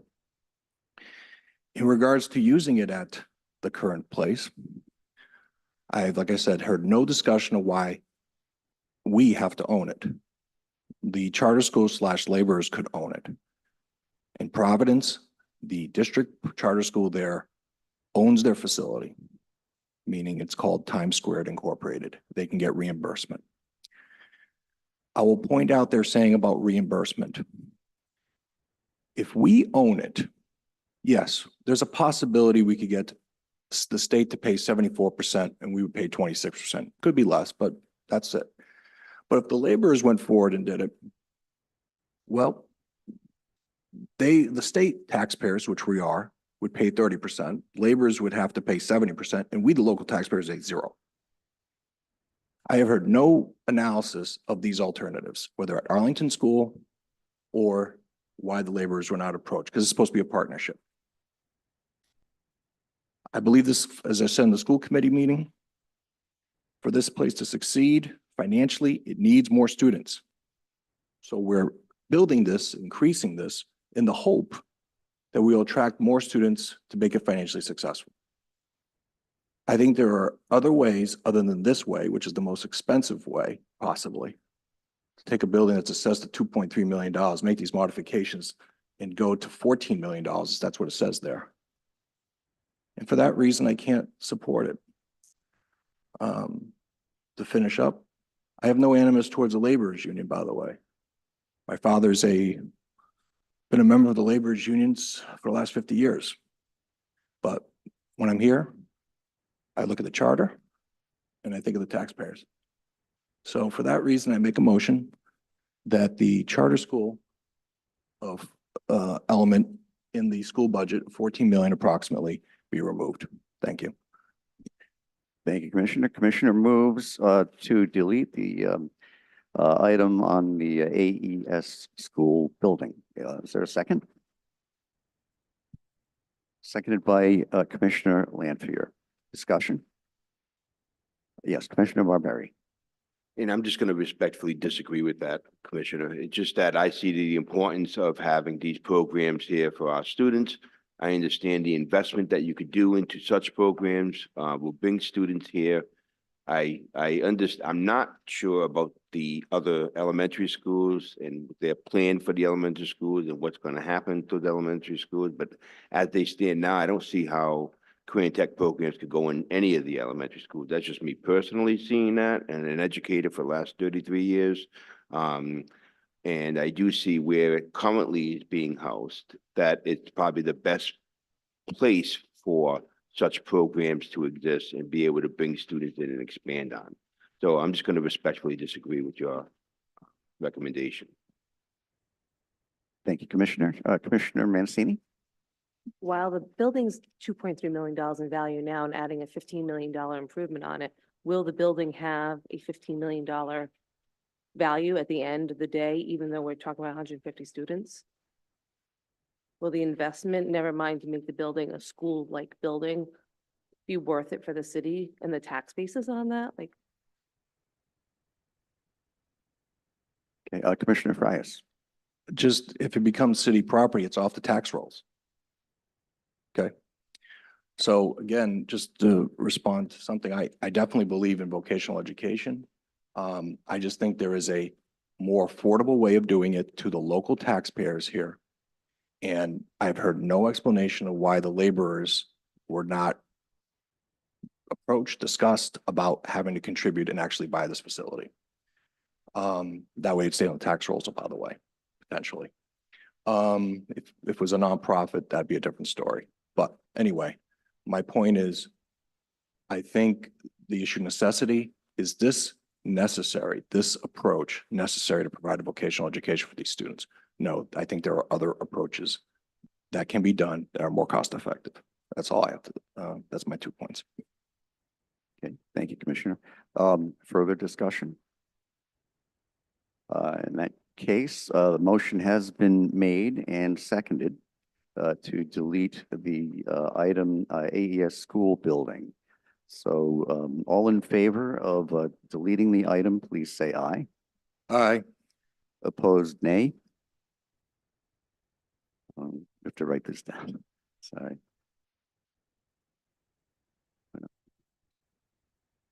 And the chair votes nay, by the way. So it's an N4-4. Yeah. Okay. So, Mr. Chairman, because these things need approval of the commission, the easiest way around this is I would vote to, make a motion to approve all the remaining items in the school budget except the charter school and the professional development. And therefore, there would be a majority of us here that would support that. Otherwise, we'd have an impasse. Well, a motion fails on a tie vote. So I'm making a new motion of all the things in the school department except the charter school and the professional development. Okay, Commissioner Frias moves approval of all items except for professional development. And let me just ask a question. We've already taken professional development out, so does that need to be a part of this I don't believe it does. motion? It's already been, It's already it's out. already been taken out by Yeah. the first motion, so. It can be taken out of this motion. Well, it should be taken out. Okay, I'll rephrase it. I make a motion that we approve everything else in the school department budget except the charter school because we've already taken out the professional development. Okay. Because we agree on the rest. Okay, motion made. Is there a second? Commissioner Exer seconds. All in favor, please say aye. Aye. Opposed, nay. I vote nay also. Okay, the motion passes. Okay, let's move on to Public Works. take this in order.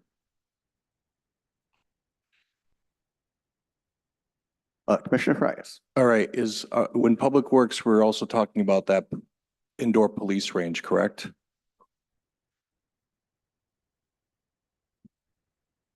That's in the Public Works section, I think. Yeah, on the public buildings, yes, yeah. there it is, Okay. yeah. So last year, the commission voted to remove it. I've seen no real change since last year. In fact, I've gotten information that's been confirmed tonight that the police chief has indicated that that they are within under 55 decibels by certified people who take measurements, and that obviously it conforms with city ordinances. There are shooting ranges that are outdoors. This thing has been around since the 1970s. Students have gone through Western Hills without any issues, including mine. So I think this is an unnecessary expense under the charter, and therefore I make a motion to remove the police range. Okay, motion made to remove the line item on the police, engineering police shooting range. That is an out year expenditure, but yes. But it's still within our purview to act on. Yes, it's in the 5-year plan. So we Yes, approve right. of 5-year Yeah. plans. That's why I brought it up. Yep. Okay, motion made by Commissioner Frias, second? I'll second it. Seconded by Commissioner Exter. Discussion? Commissioner Barberry. Yeah, again, I'm gonna push back on you, Commissioner, respectfully. I just know that being there, that even though the decibels meet the criteria, it's, if any way to soften the blow, if you want to say, about hearing the gunshots going off with the right, because that training is well deserved and well needed. For the neighbors and for the schools, the 2 schools that are there, I think would be much welcomed and overdue. So respectfully, I'm going to say, because I've lived it, and I know the neighbors there feel it, and when there are ceremonies out there, when there are games going on out there, and we have other people from other communities there, if we could soften that, I think that would be, it's well overdue to be able to have for that neighborhood there. Okay, any other questions, comments? Commissioner Frias. Just a quick follow-up. I understand the concern of the neighbors, but the neighbors moved to the range. They moved there. When they bought their home, they knew there was a range. This thing's been around since the 1950s. There may be just a handful of people who bought their home who lived there before the 1950s. So I don't see, the neighbors knew what they were getting, what they were moving to. Just like it would be me complaining that the National Guard is too close to my house, or the prison is a mile away. I knew when I moved what I was getting myself into. Thank you. Commissioner Barberry. But if we have an opportunity to be able to soften that, and with the growing population that's happened there, because there is new housing that has come up over there since that point, and the schools have gotten bigger over there, increased in population, and events because the field has been redone over there, and because CLCF comes there, they host a lot of tournaments there, and if there's a way that we could actually soften that at this point, I think it's, again, well needed. Thank you. I did read an article that there has been a bill introduced into the General Assembly that would outlaw outdoor shooting ranges within, I forget the distance, a mile of school buildings. Obviously, whether that passes or not, who knows? I do have to add one thing personally, though. When my kids were going to Western Hills, especially Western Hills, because the HVAC was terrible and the windows were always open, and there would be parents' night. And I found it unnerving to hear gunshots going off throughout the presentation.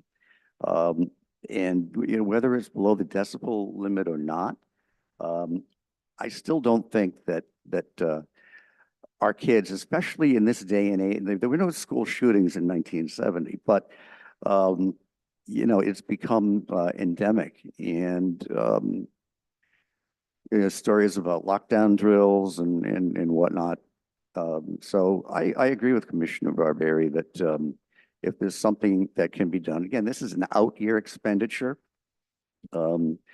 Things may transpire in the next year that may make it moot or not.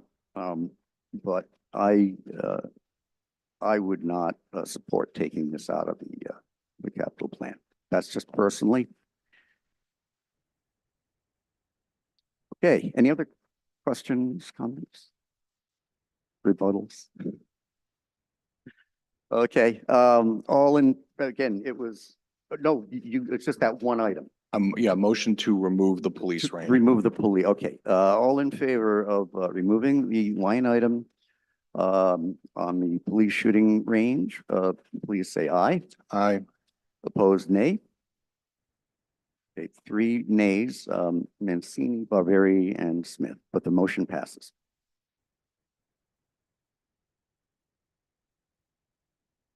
Do we have other motions on? Oh, Public I'm Works? sorry. Yes, on the fire. I only got 2 more. This is one of them. The training facility.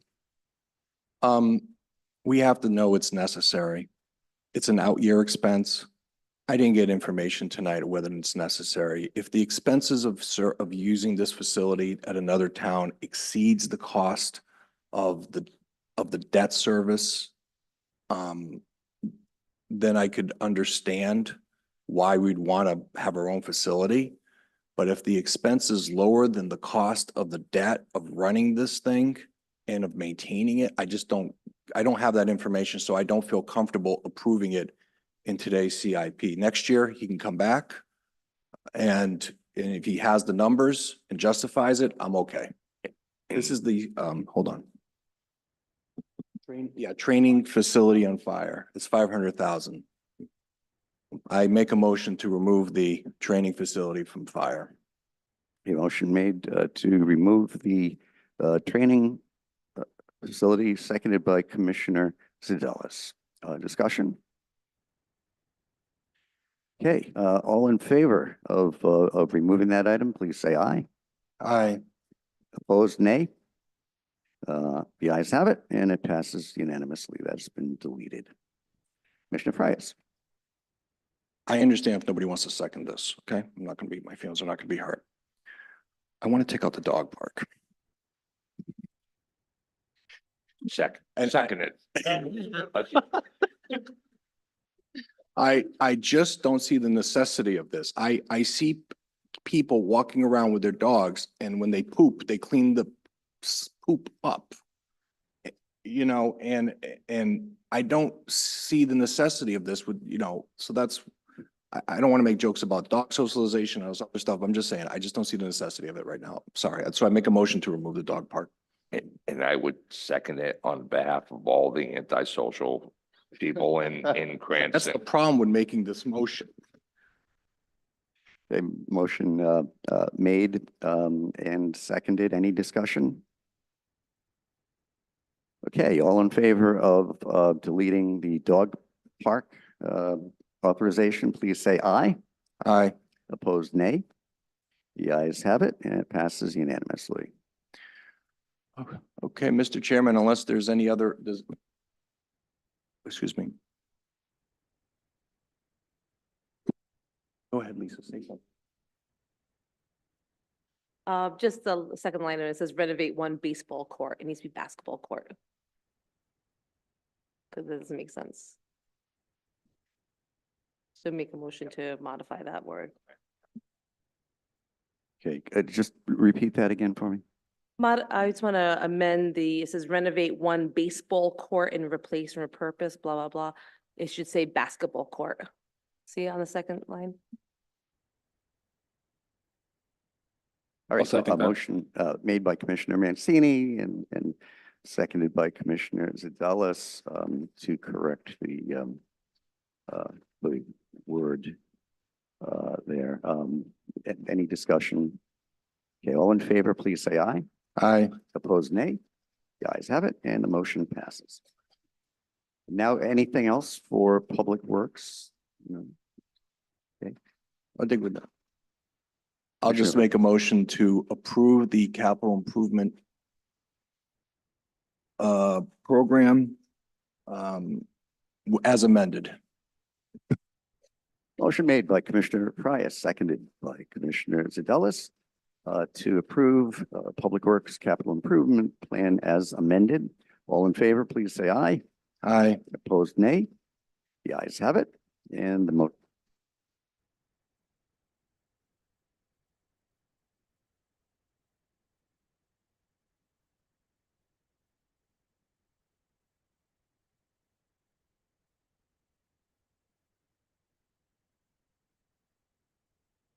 okay, let's look at the fire department requests.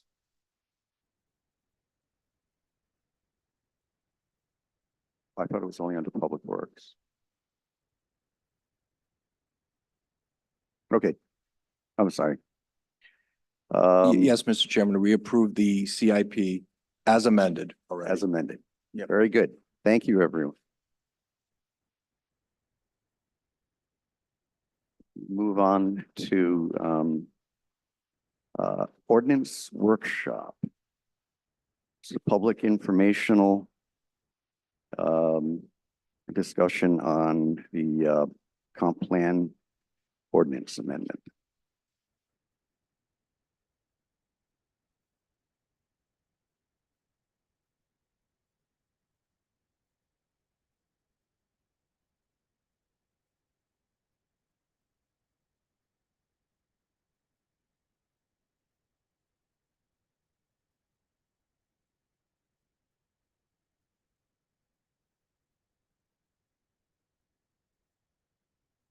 Yes, Mr. Murphy.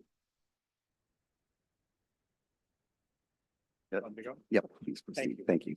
Good evening. For the record, Robert Murray.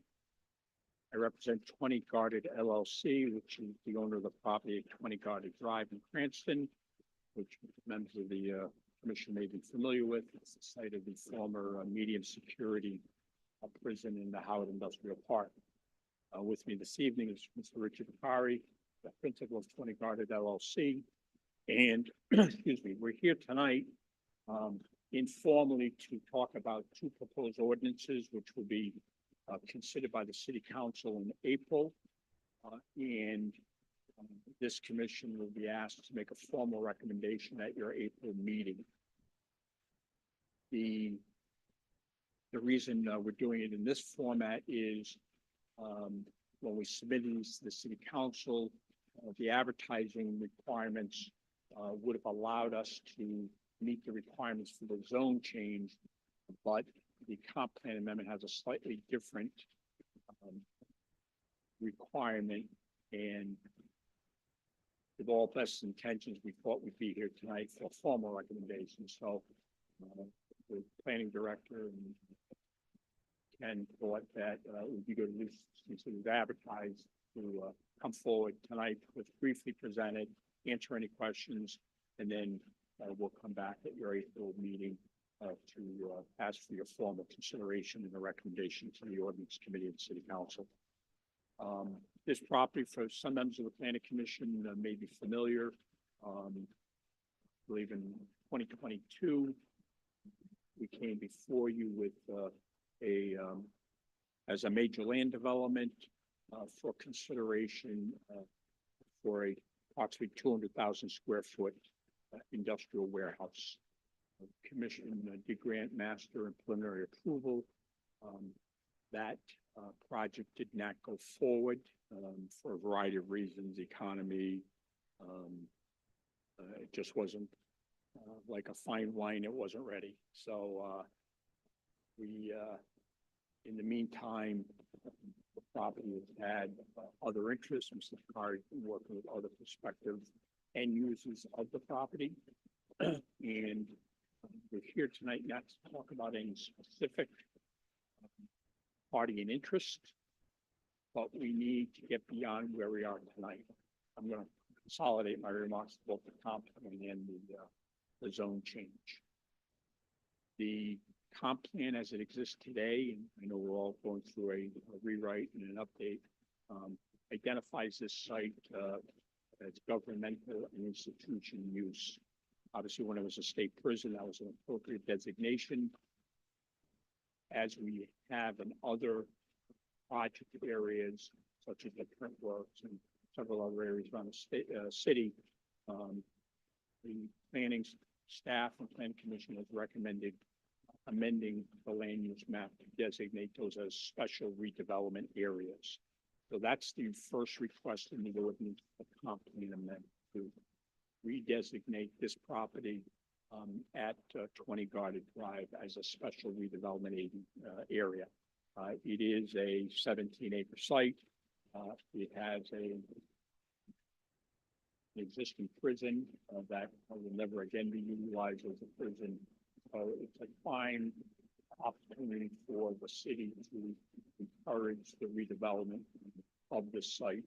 And with the new designation in the comp plan, we could then talk about appropriate zoning uses. Moving on to the zoning zone change amendment, like the Howard Industrial Park, this property is zoned M2 currently, under which is the heaviest industrial zone we have in the city, as you may know. And there was right now, there does not appear to be a good match for a use that would be allowed under the current M2 designation. So in talking to a number of parties of interest, Mr. Bakari is coming forward to put in place a framework for zoning that will allow this site to be ultimately redeveloped. Some of the language in this ordinance as proposed is very similar to an ordinance that was proposed back in the fall, but not acted on. I'm going to call it a retail use, a big box retail use. Under our zoning code, that's defined as a retail sales establishment, clarified as large scale versus small, but your typical big box commercial retail use would be allowed under this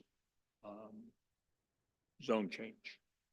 And there are several ancillary uses that would go with a big box type use, and those are set forth as they were back in the fall for to allow motor vehicle repairs, fuel stations, outdoor retail, and kiosks. So that is the first major use that we'd ask the city council to grant to give some flexibility in the redevelopment of the site. The remaining uses are new ones to this proposed property, but they are based on interest that the owner has received with nothing firm. But as long as we're going through this process, we would ask the city council and the planning commission to bless these additional uses. And they're identified as 3 additional uses, subletters B, C, and D. The first one being principally motor vehicle sales under our zoning code. There's one catch-all category, motor and recreational vehicle and watercraft sales. But the most likely use of this property, were it to be developed for would be for motor vehicle sales. The second one is commercial recreation. We've had some interest in end users who would convert this property into commercial recreation establishments that many of you may be familiar with around the state or the region. And then the last one is one that I find attractive, is for Cranston possibly to bring to the city a motel or hotel, particularly in a lot of these industrial parks around the state, Massachusetts, Connecticut, you'll see hotels plant their flag to be used by the business community. So those are the three uses that additional uses beyond the big box retail use that we've been talking about. The remainder of the zone change ordinance just goes to performance standards that would flow with the any potential end user. I just want to remind you that if the council approves the zone change, that's not the final say on the development of this property. Mr. Bakari would then have to come back if he had a prospective tenant or end user through this commission as a major land development. We would also have to go through the development plan review process, technical review. So again, this is a 30,000 foot framework that we can proceed forward on. There is, again, I did a letter to the city council on this topic in terms of, in the interest of economic development in working with prospective retailers or national companies, they do not like to have the bright light shined on them until they're ready. Okay, that's just the reality of the business. I know, I've dealt with it in the Garden City Shopping Center where prospective retailers are coming in there. And I've come before you with building plans that have a blank sign on the building because they will not allow themselves to be identified until all the permits are in place and they know it's going to happen. Particularly publicly traded companies do not like to have speculation that they're coming to a location when in fact they haven't even applied for a permit. So while there's always a great deal of interest in, what is this going to be? Tonight, I can only describe for you the framework on which Mr. Bakari is going to go forward if the city council allows us. We're not waiting on anyone. We're trying to stimulate this. We have to get beyond the empty prison building that's on site that will be brought down in conjunction with the new use that will be introduced to the city. And when we're in a position to announce that, it would be announced and shared with you and the public and elected officials. That's pretty much the discussion that I'd like to share with you tonight. Be happy to answer any questions. Any questions from members of the commission?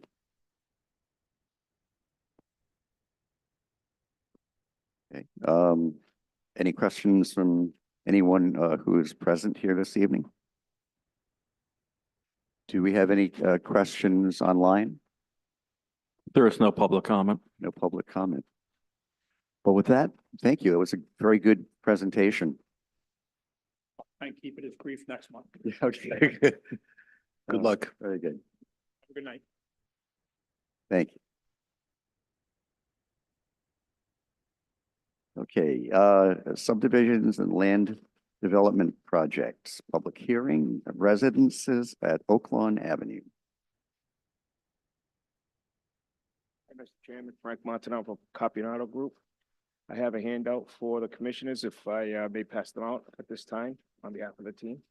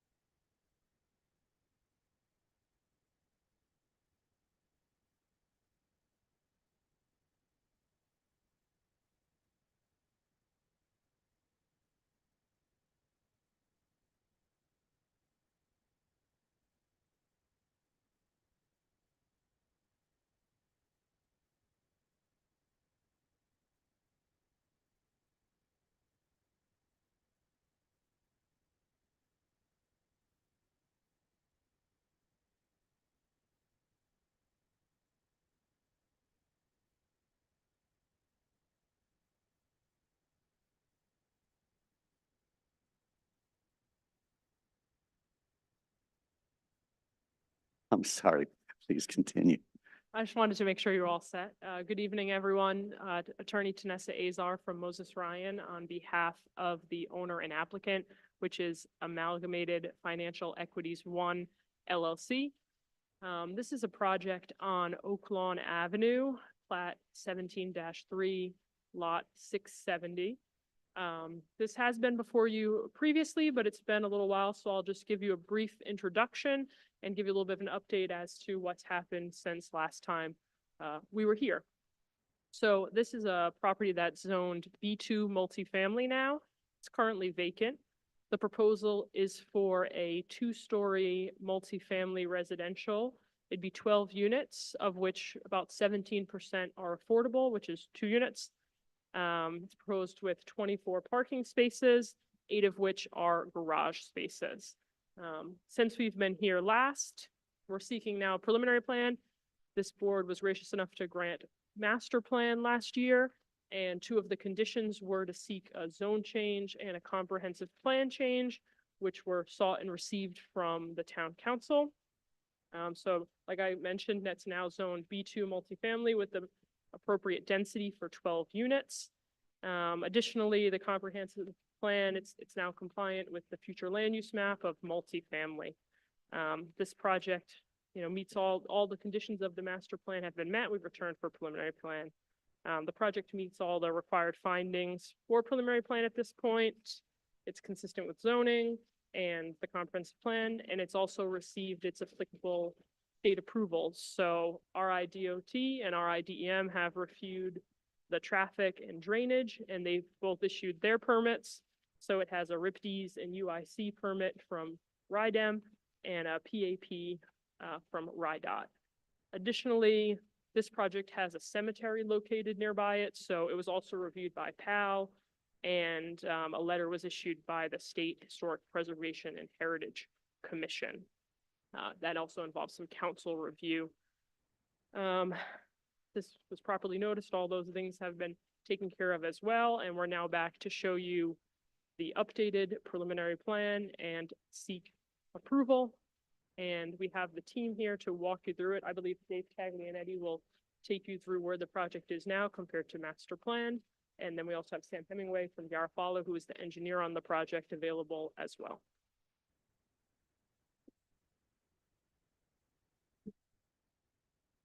Thank you. Good evening.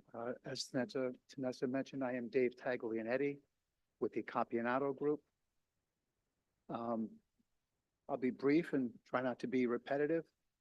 The slide in front of you is our current architectural design for the 12-unit apartment building.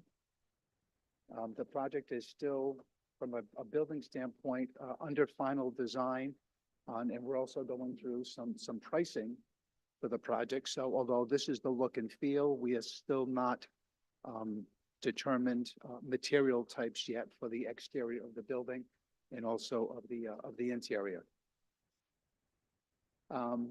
As Tanessa mentioned, it's a 12-unit apartment building. On the first floor, we have 4 2-bedroom units and an 8-car garage. And the second floor consists of an additional 4 additional 2-bedroom units and 4 1-bedroom units. 1-bedroom units will be approximately 700 square feet in size. The 2-bedroom units will average approximately 1,100 square feet in size. From a site layout standpoint, the graphic on the left-hand side is actually the approved master plan.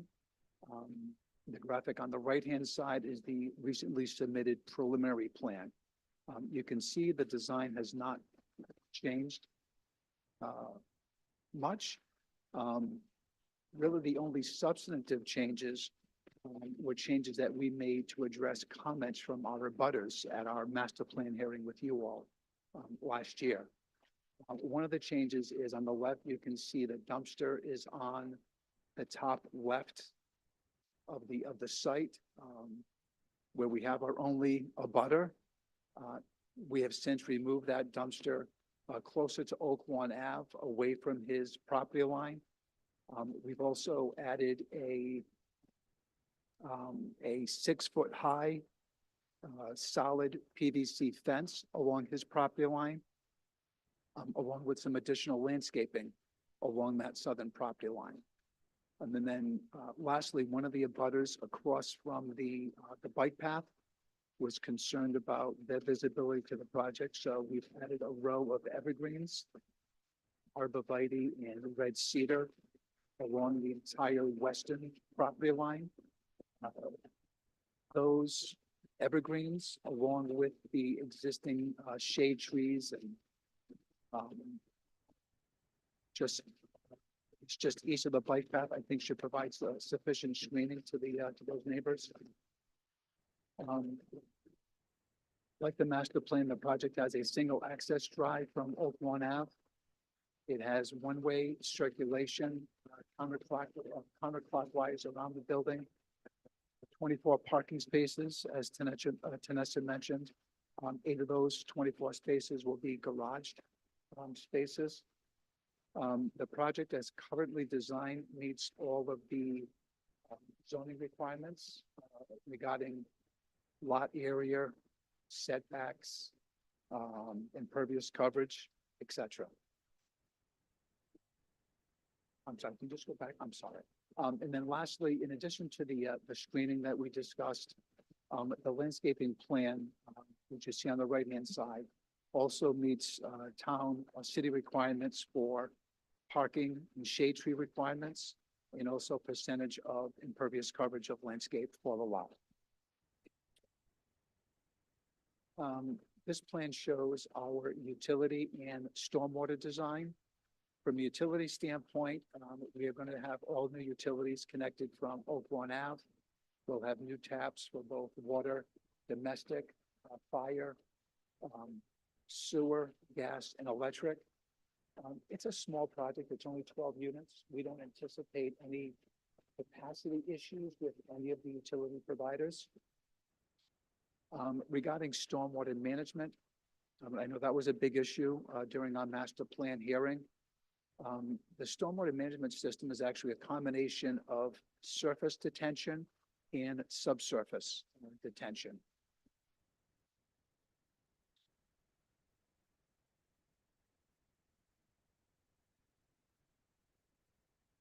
We have 2 bioretention basins that are located adjacent to Oak Lawn Ave. And then we have a subsurface system, which is made up of approximately 37 subsurface chambers, which runs along the back portion of the property. From a grading and drainage standpoint, the front half of the site is graded and drains into the bioretention basins. The building and the back half of the site discharges directly into the subsurface system. And in those systems, the surface system and the subsurface system are combined. They're interconnected with a closed system. And again, understanding the flooding concerns in this area, this system has additional capacity and it's able to accommodate the 100-year storm event. Meaning that once the project is constructed, the pavement, the building, this system that we have in place, the surface system, the subsurface system, can accommodate up to the 100-year storm. Meaning in those large storm events, you will not have any surface runoff coming from this property. The last point I want to make is just on traffic. Again, it's a 12-unit apartment building. Our engineers, Garofalo, has prepared a traffic memorandum. The memorandum indicated that from a trip generation and capacity standpoint, that can easily be accommodated by Oak Lawn Avenue. And we've also did a site distance study from the driveway. And we have adequate site distances from that driveway. The stormwater management system, as Tanessa mentioned, was reviewed and approved by RIDEM UIC program, RIDEM LIFTES program, and also by DOT's design engineers as well. So it's 3 different groups that reviewed and approved that stormwater management report. Also, DOT has reviewed and approved the traffic memorandum. So just a very quick overview of the project. I'd be happy to answer questions or any comments. Yes, Commissioner Price. I usually start off the questioning. I'm gonna just kind of start out with what my concern is bluntly. Last year, we approved your project. No problem, master plan, looked at it. Then a few months later, there was a major flooding episode, the apartment complex right to the north of you on Dean Estates. And so I became concerned that I make a mistake in that is putting apartments in this area going to be a problem? If it's flooding up north, why wouldn't it flood to the south? So I've read a lot of this about the stormwater and the things you have here to deal with that. I would like to know, you're not the person probably to answer, it's probably your stormwater expert. But what are you doing in this property that's different from what the Dean Estates property did? I know that property was built in 1976. So it's probably not state-of-the-art technology dealing with stormwater runoffs, and I can tell, you know, 100-year storm is you're saying you can deal with that. I just want to know what the difference, so when people ask me, I approved a project here and it isn't flooding right to the north. I want to be able to explain to them how your project is different from the Dean Estates apartment complex that's right to the north. I'm not sure I'll be able to exactly answer how they're different, because I'm not sure what the Dean Estates apartments have for a stormwater management system, if they have anything. I'm not sure. I've never seen any surface basins on those properties. And I don't believe there's any subsurface detention on those properties. So again, I don't know how to explain the difference between us, but I can certainly tell you that our project, once again, incorporates two surface detention basins. Those two depressions that you see adjacent to Oaklawn Ave. So we've got depressions in the ground that the front area of the parking will run into those surface detention basins. And then in the back, we have a series of, I believe it's either 37 or 38 subsurface chambers. So these are chambers, plastic chambers with crushed stone. And the volume of that subsurface chambers is designed such that the 100-year storm event can all go into those chambers and be stored underground in those chambers. And then eventually dissipate into the soil and back into the groundwater. So that's what we have for our stormwater management plan. I don't know exactly what the Dean Estates complex has. I know they don't have surface detention because I've walked those sites invisibly. I can't see anything. I don't believe they have any subsurface detention either. To give me a We kind have of, both. stormwater is not an area of specialty to me, okay? So I need to rely on the expertise of all of you. The amount of stormwater mitigation you're doing here, if you, the spectrum of the projects you do, is it on the scale of like significant mitigation or not that much? Relative to the size of this project, it's significant mitigation. We don't typically design our collection systems or underground systems to accommodate a 100-year storm event. Okay. And you're making the representation will accommodate a 100-year storm event. And I believe that that's somewhere in your stormwater experts report, correct? Correct. All right, thank you.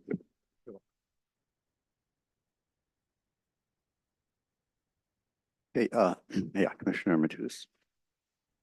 Just to piggyback on the stormwater conversation, 100-year storm, typically that calculation is a volume calculation based on the intensity of the rain event multiplied by the area of the lot. That does not take into account that this is the low spot of the watershed of about 300 acres. So is your stormwater on site adequate to handle all the surface runoff from that watershed, being the low part. It's not. Our stormwater system is designed to handle the runoff from our property. And that's what city ordinance and state law requires. Yep, just wanted to ask the question, thanks. You're welcome. Other questions, members of the commission? Yes, Commissioner Lampier. I'm just curious, in light of, the significant increase in rainstorms that we have been having. And, I think what I recall is that we've had a 100-year storm more frequently than 100 years, recently. Can you tell us at all whether there have been any, visits to the site to see what has happened during large rain events since you've been here for master plan, and whether or not there's been any adjustment to try to compensate for the more frequent rainfall, and for the fact that it's not just what's coming from your property, but also what comes onto your property from other areas. So we have Sam Hemingway from Garofalo, who did the actual stormwater design. I can just generally speak to the issue that when the engineers are doing their stormwater design, they use rainfall intensity that gets adjusted by FEMA or by the state every couple of years. So a 100-year storm event, that rainfall intensity has been adjusted over the last few years based on the frequency and events of different storm events. So we have used the most current data that's available to us, indicating how much rain will fall in a 24-hour period for a 100-year storm event. So we're using the most current data that we have available to us. As far as visitation to the site, I will tell you that I've been to the site. I live in Cranston. I've been to the site on multiple occasions. I've been to the site where the abutting properties have flooded out. The reality is it's a low point in the area. What we're responsible for is making sure that we're not going to make the existing condition worse. In our current design, not only does it not make it worse, but it actually, if a 100-year storm event was to occur on our property or in this area tomorrow, there would be more runoff from our property onto the bike path, the state right-of-way, than there would be under our proposed conditions. Because the stormwater management plan that we have more than mitigates that 100-year storm event. So we could not build anything at this site today. In the next 100-year storm event or larger, you're still going to have the same flooding problems. This stormwater management system is not going to solve the flooding problems of the adjacent properties, but it's not going to make them any worse. And it will help minimize runoff from our property onto the adjacent properties and onto the adjacent state properties. I'm not sure if that completely answered your question. Well, I think my other question is, will what is designed ensure that there will not be flooding in the apartments that you are constructing, as well as that's an important question. Yeah, I'm confident, based on the design from our engineers, the review from 3 state agencies, that this system will accommodate the 100-year storm and will not flood out our apartments. We're confident in that regard.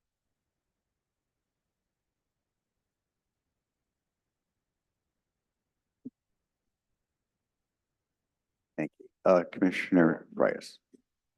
Just as to follow up, as we won't go around the circle for you. So I understand that you're not legally obligated to address the flooding of the neighboring properties. I understand that. I've made it clear that the stormwater mitigation you're undertaking means that your property will not make the flooding worse in the area. correct? Correct. Okay. Is the flooding from the other properties, has your plan addressed the fact if the water from the other properties come onto your property in a 100 storm event, that what you've created will address that? Sure that our property gets flooded out Okay, during a 100-year storm event. In fact, it was the property not next door to ours, but north of ours. Right. That gets flooded out, not the adjacent property. And I'm not aware that our abutter to the south ever gets flooded out. okay. And I probably know this, but the apartments you're building, are any of them subsurface? No. They're It's all above slab- ground? Slab on grade, all above. Grade. Okay, because if I recall correctly, the Dean Estates of properties are subterranean to some extent. Correct. Their first floor is partially underground. Okay, okay. I could ask you more questions, but in the end, you got the answers you have. So that's what it is. Thank you. You're welcome. Any other questions from members of the commission? Yes, Commissioner Lanfear. Just a quick one. As I look at the two plans, I see that, and now I'm going to embarrass myself about directions, but I believe it's the northern side of the property. The master plan had plantings, and now there are some plantings and then what looks like rocks, riprap, a retaining wall. And that was, There's actually a flared end fence just above that.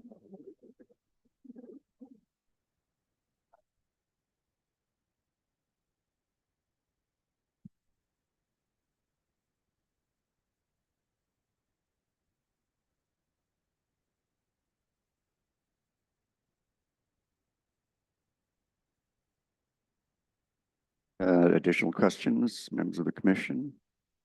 Is anyone present this evening who has a question or comment on this issue? Okay, Mr. Lima, do we have anybody online? There is no public comment. Okay, they'll let the record show there's no public comment on this matter. All right, thank you. We're just going to go to the staff recommendation. Thank you. Okay. See if I can get the microphone right here. So the time of the writing of this, some of the commentary that we would typically get from Public Works, at the time of this writing, we didn't get, but we got them subsequent to this. So we did get comments that, kind of just finalizing some issues with water and sewer service. There's existing services there, so it just becomes a matter of, getting a formal letter from, Veolia and Providence Water. Those can be done at final. And then also this is going to be in front of development plan review. It's an older application filed under the previous legislation. It will probably just tie together, these remaining, infrastructure comments. We don't foresee any issues relating to, service availability or anything. So the typical analysis, as you always do, there's consistency with your comp plan and your zoning ordinance. As you know, this is a B2 with conditions. I went back, looked at the master plan decision, and as mentioned by Attorney Azar, was the two conditions were the passage of 2023-3 and 2023-4 for zoning ordinance and comp plan amendments respectively. They were passed. Those were the two outstanding conditions from master plan. Successfully passed, of course. They're included as part of this application, and I believe they're online as well. So that's a relatively straightforward, proposal. It was changed, things were changed. The comp plan and the zoning ordinance were amended for this project. This predates me, but really kind of the fact that these, looking at the ordinance, here's what the conditions are listed for this particular site.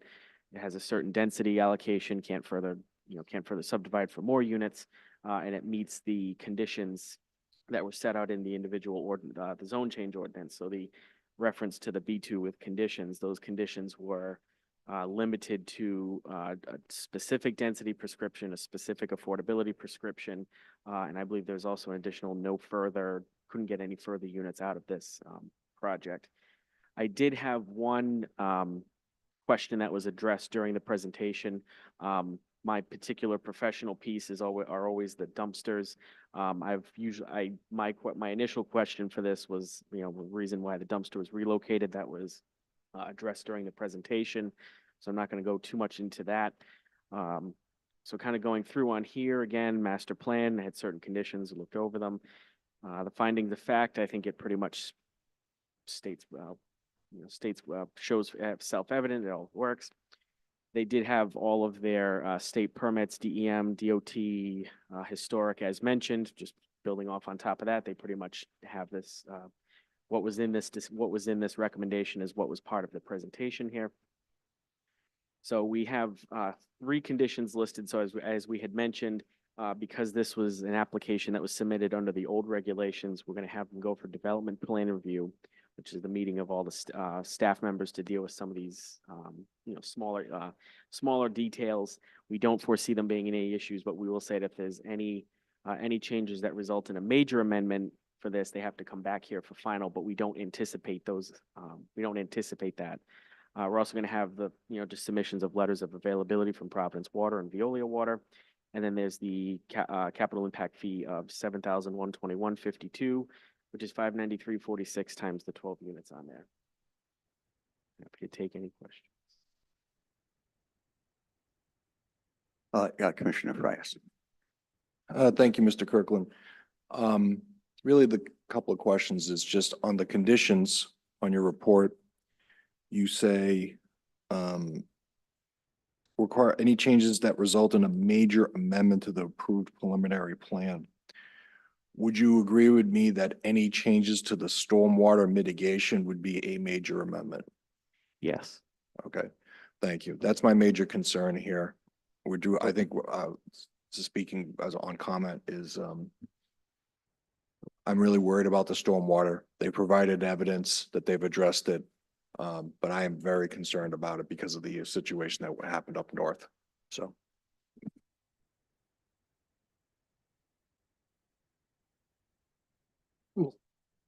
I'd like to just point out, the stormwater has been designed and approved at this point, correct?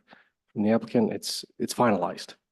Yeah, So they it's should, It's received its state permits and. we're not reviewed it. anticipating any changes from this aspect of the plan. There should be no changes. It's already done, right? So the point was between preliminary and final, unless something is a major amendment under the regulations, it would not need to come back to the commission. Those minor amendments are handled internally by staff.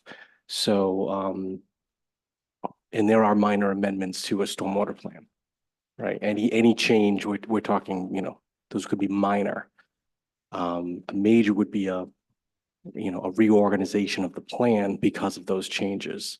That's a major amendment, but a tweaking of some minor details does not rise to the level of the major amendment.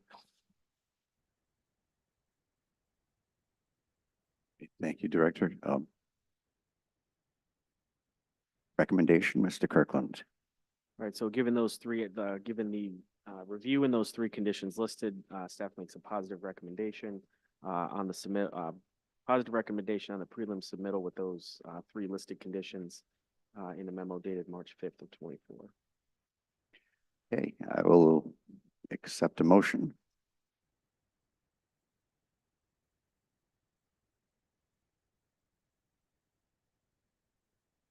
Commissioner Barberi moves to approve with the conditions as stated. Seconded by Commissioner Mancini. All in favor, please say aye. Aye. Opposed, nay. Okay, motion passes. Thank you very much for your time this evening. Thank you for your patience.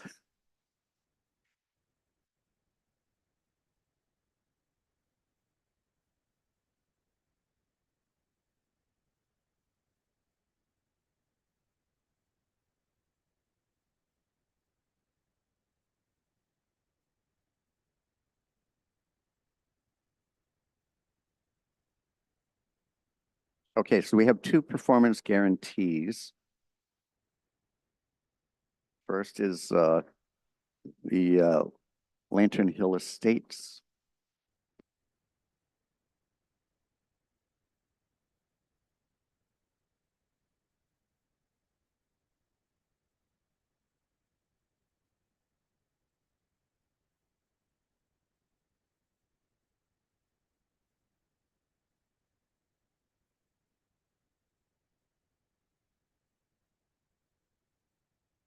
Okay.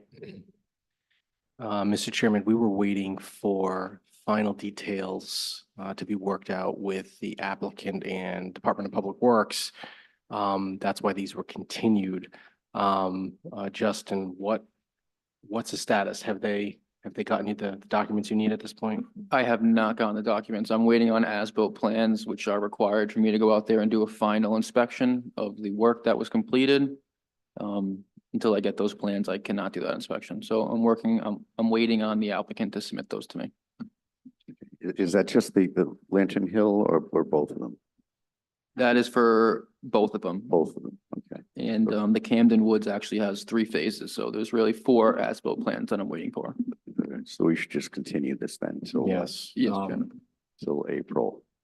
So staff recommends we continue for one more month so we don't have to take it off the agenda.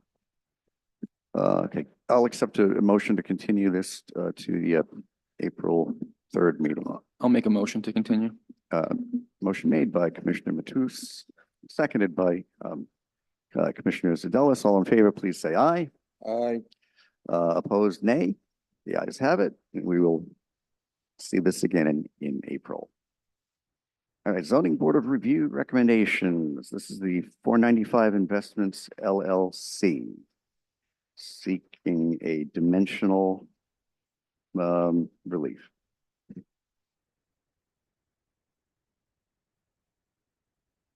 So 495 Atwood Ave is going to be in front of development plan review, so staff's recommendation is to continue this to the April 3rd meeting.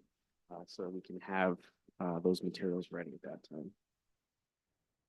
Okay, I'll accept a motion to continue, on recommendation of staff, continue this matter, the 495 investments, till the April 3rd meeting. Motion made by Commissioner Mancini and seconded by Commissioner Exter. All in favor, please say aye. Opposed, nay. The ayes have it. This will be continued.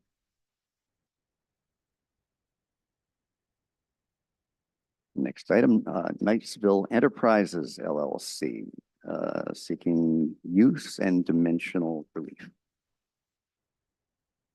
So part of there are going to be some applications in here where the applicant had requested use relief, where use relief is not actually necessary.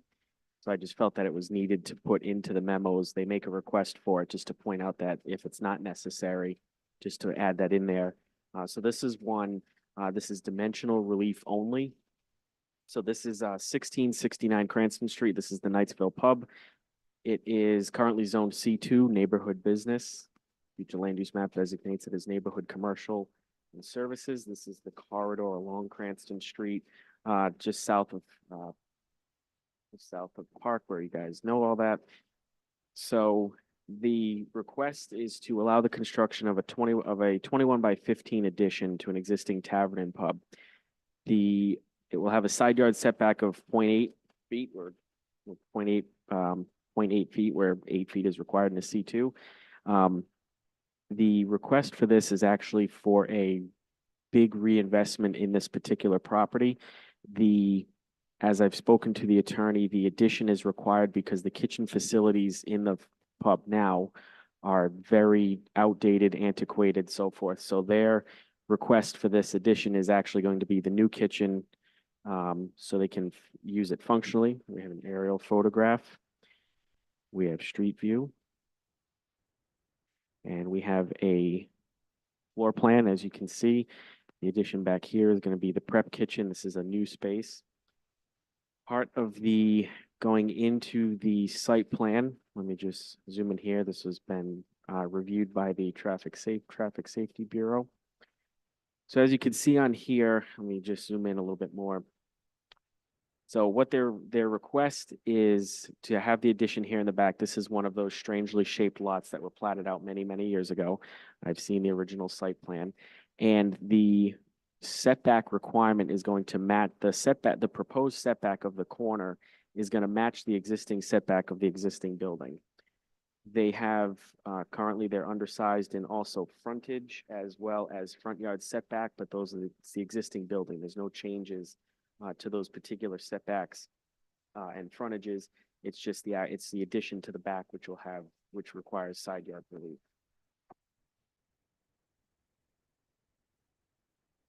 So some of these on here, again, when you list out the requirements, these are what they've listed. So some of their requirements for off-street parking, substandard lots of record, some of these things we don't really opine on too much.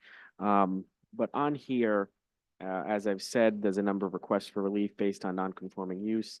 For some reason, the attorney had that in the application.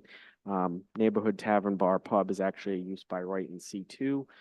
So going over the review, a lot of the relief requested is dimensional only. The off-street parking, the relief is sought, but there's an existing agreement between the new owner and a property owner to be used as overflow.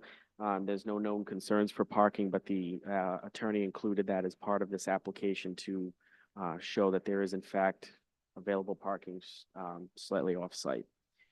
Again, frontage and setback requests are sought, but there's no changes on those as this is pre-existing non-conforming. Kind of looking at the area, this particular section along Cranston Street, it's designed to have kind of these smaller neighborhood businesses and services that are, they're designed to accommodate local individuals. This is not a destination type of these particular uses, and they're designed to be for the local area, not people coming in from different areas of, other parts of the city, north, south, east, and west coming here. The concept of neighborhood commercial services is localized to your neighborhood rather than being destination spots. The aspect of this proposal is a significant redevelopment reinvestment. The attorney had said, I guess he's been eyeballing this property for a while. And so they wanted to, kind of really reinvest in this place, kind of bring it up a little bit. And, just kind of highlighting when you talk about neighborhood business and services, you think about a neighborhood pub or tavern, you think of your illustrating catering to a small population. There's a reason they call them local watering holes. So kind of looking at these, understanding that there may be some of these zoning issues. When it looks at the future land use map, I have no concern with this. Particularly pointing out certain goals and policies in the comp plan, economic development goal 4, revitalize underused areas for uses that are keeping in needs with the needs and values of the community. Goal 7, improve neighborhood commercial areas at various sites, and they specifically list out one in policy 7.1, list out a couple areas, including Knightsville in particular, bolded and underlined for, I can't think of the emphasis, thank you. So kind of looking back at all of that, I think, given the fact it's, I would say it's more consistent with goals and policy of the comp plan, and it's compatible with the general character. Given all of that, staff makes a positive recommendation for the application. Thank you. Okay, questions? Commissioner Frias.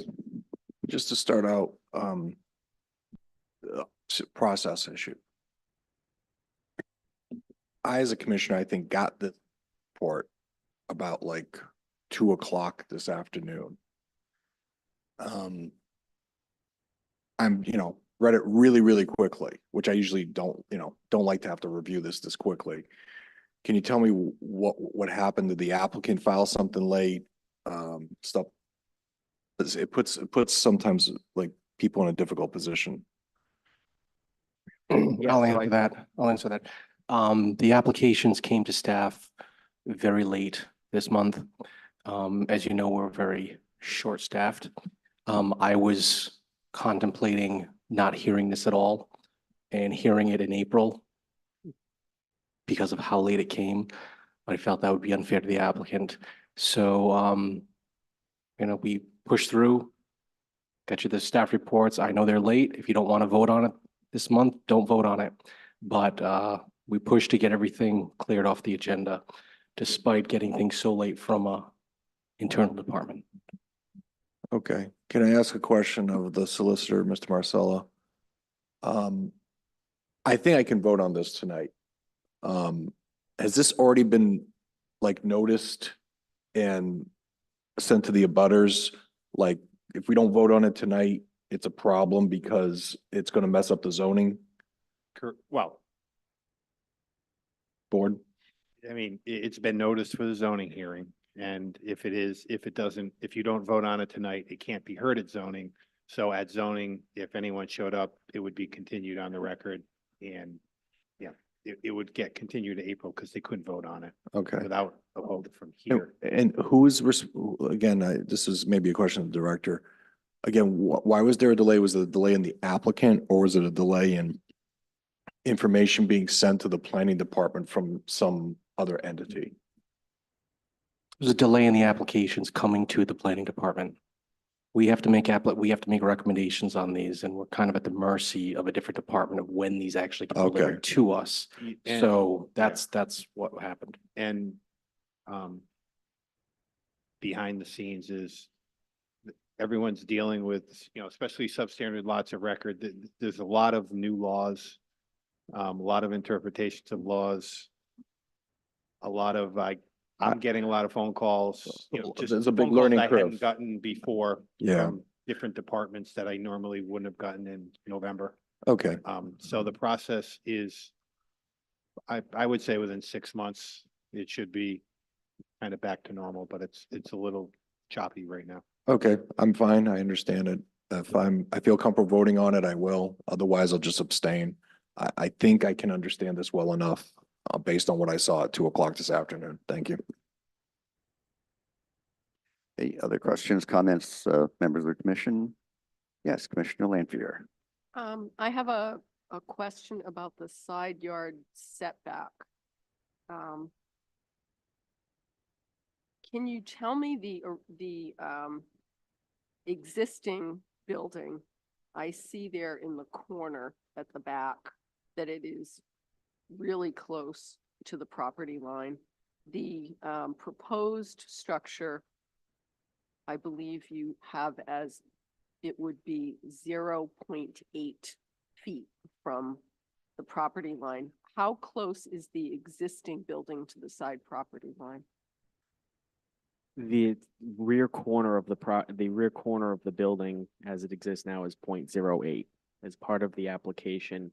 That was that was the way they could fit it, and they made it so that the relief sought would not be anything more non-conforming, so to speak, than what's already on the site. So the proposed setback matches the setback that's there now. I would just like to expand a little bit on the notice issue. The reason why we're asking those questions obviously is because we'd like to know why it got to us so late, but also because, and I'll speak for myself, I would be very supportive of staff if the issue is that we need to encourage other entities to get information to you in a more timely fashion so that you in turn can get information to the commissioners in a reasonable period of time. It may be, and I am comfortable voting on this evening because of the nature of the request, and it is understandable in that period of time. But if this is something that's going to occur for 6 months or so, I think we need, as a commission, need to make clear to whoever is providing information, whether it's an applicant or another department entity, that we need to have a reasonable amount of time to review something in order to make an informed decision. So we're willing to help in that regard. And Director, if you have a suggestion as to how we can do that, please let us know. No, I don't. I say that because, sometimes it's frustrating to deal with different departments, but I'm gonna leave it like that. There isn't anything really the commission can do at this point. This is an internal issue that we have to deal with. Also, we moved the deadline up for how we usually handle our deadlines. That was completely at odds in terms of when the information came to us. We actually felt that we didn't have any applications until they came this week. And as you know, we only have 2 people in the department, no administration. So, like I said, I was about to do no recommendations and just pile everything into next month. That's how I felt about it, but I think that was unfair to the applicants. So, this is not these are not complicated applications tonight, and I urge the commission to just vote on them. That the memos don't take very long to read. They're not complicated applications. So we can just keep things moving along, just, take it for what it is and let's move these along. They'll just pile up next month. Okay, is anyone here who'd like to be heard on this matter? Is Mr. Lima, is there anyone online who would like to be heard on this matter? There is no public comment. Okay, let the record show, no public comment. I will accept a motion if someone is prepared to make one.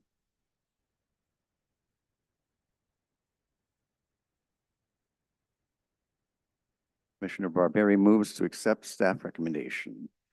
Seconded by Commissioner Exter. All in favor, please say aye. Opposed, nay. The ayes have it.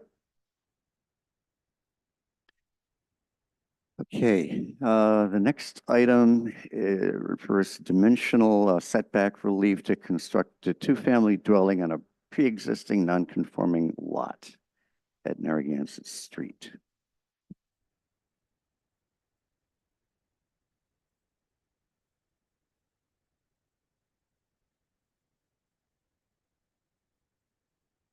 So this was I believe this was a scrivener's error in terms of the use variance aspect, so this is, dimensional relief sought only.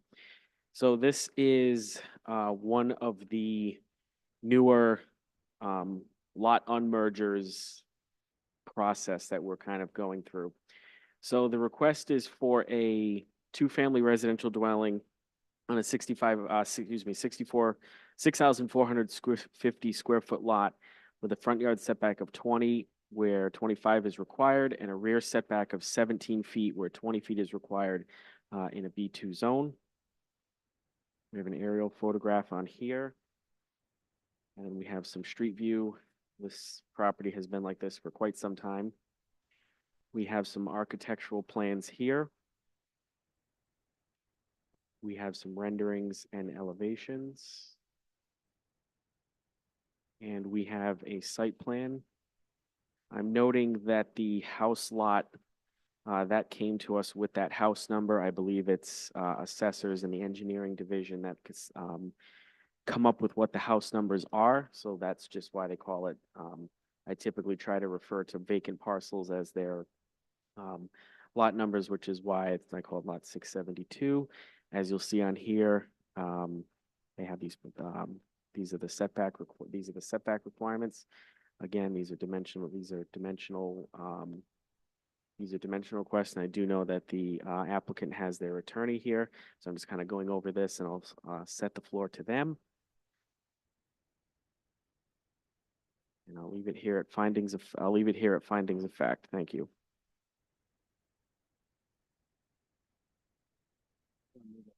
Presentation at this point. So, Mr. Chairman, members of the commission, John Garrity, attorney on behalf of the applicant.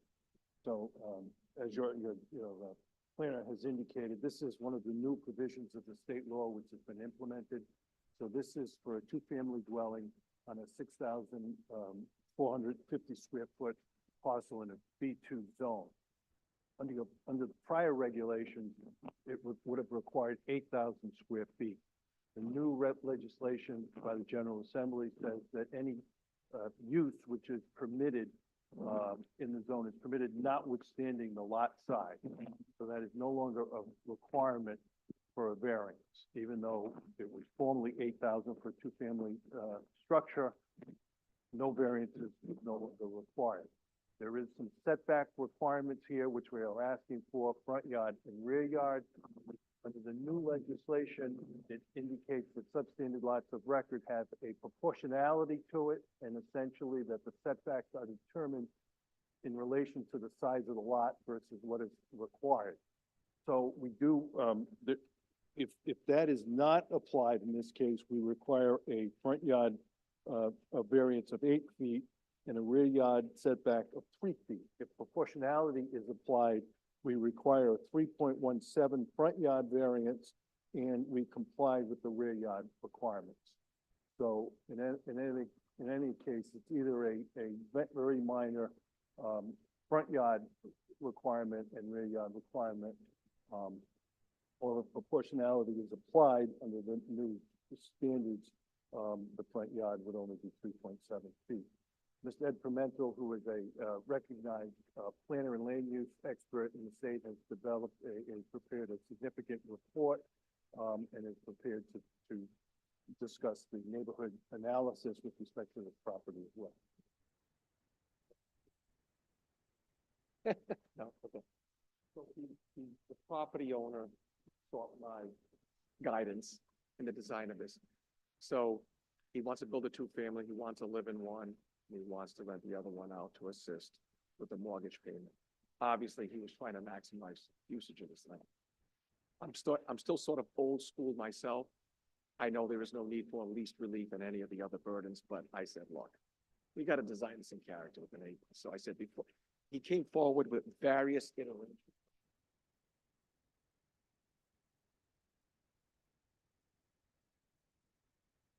Public ways I was trying to do appropriate design. Stacking properties so you could have a roof. I said, put on the brakes. I'm going to do a neighborhood analysis because I want to know what the massing and scale of this neighborhood is. From a character perspective, as Attorney Gary has indicated, the two unit is a moot point now. But once again, I'm a planner. I believe in character. Immediately surrounding this property, it's in my report, is the following. You've got a 2-unit on a 5,500 square foot lot. You've got another 2-unit on a 55. You've got a 2-unit on a 47. The adjoining block has 9-unit development. It's a dense neighborhood. So for me, my perspective was, let's make sure the massing and scale of your house matches the massing and scale of surrounding homes. And from an architectural perspective, and let's minimize the amount of impervious surface. The garage is going to come down, which is a sizable garage. The house footprint is going to be slightly larger, but we're going to capture the roof runoff into a drywall system. We're maintaining just the 4 parking spaces. We're utilizing the existing curb cut, and then the rest is going to be green. So it was A, maintain character, and B, try to address concerns that we all know we have about drainage and runoff and so forth. So to that end, in my report, when I found what the massing and scale were of the average homes, then we took that and we applied it accordingly. The footprint of this home is considerably smaller than the average scale of the duplexes around it. And in fact, it's actually in scale with the average single-family homes in the neighborhood. It's an older neighborhood. Obviously, people didn't take into consideration massing and scale then and drainage or anything else, but that's just the reality. As for the overall living area, it's right on point. The average home, the average two-family has 2,600 square feet of living area. That's what we did. And these are modest living, 1,300 square feet of living area per unit. It's rather modest. So that's what this was all about. To that end, we feel that the setback relief is reasonable, given that we did do an analysis of the neighborhood. It's a really small, it's an 8-foot variance on one and 3 on the other. I did speak with your legal counsel about the issue with the proportionality. And counsel says, I understand you got a substandard lot and you're taking advantage of that. I'm not sure about that. So I said, you know what? I don't want to belabor this. So I cut it both ways. In my report, I note the relief that's required if the proportionality isn't applicable, and then the other way. In either case, I think the relief is very reasonable to realize what I think is appropriate for this lot in this neighborhood. Questions? Commissioners, Commissioner Frias. Mr. Gary, Mr. Pimental, thank you for your discussion.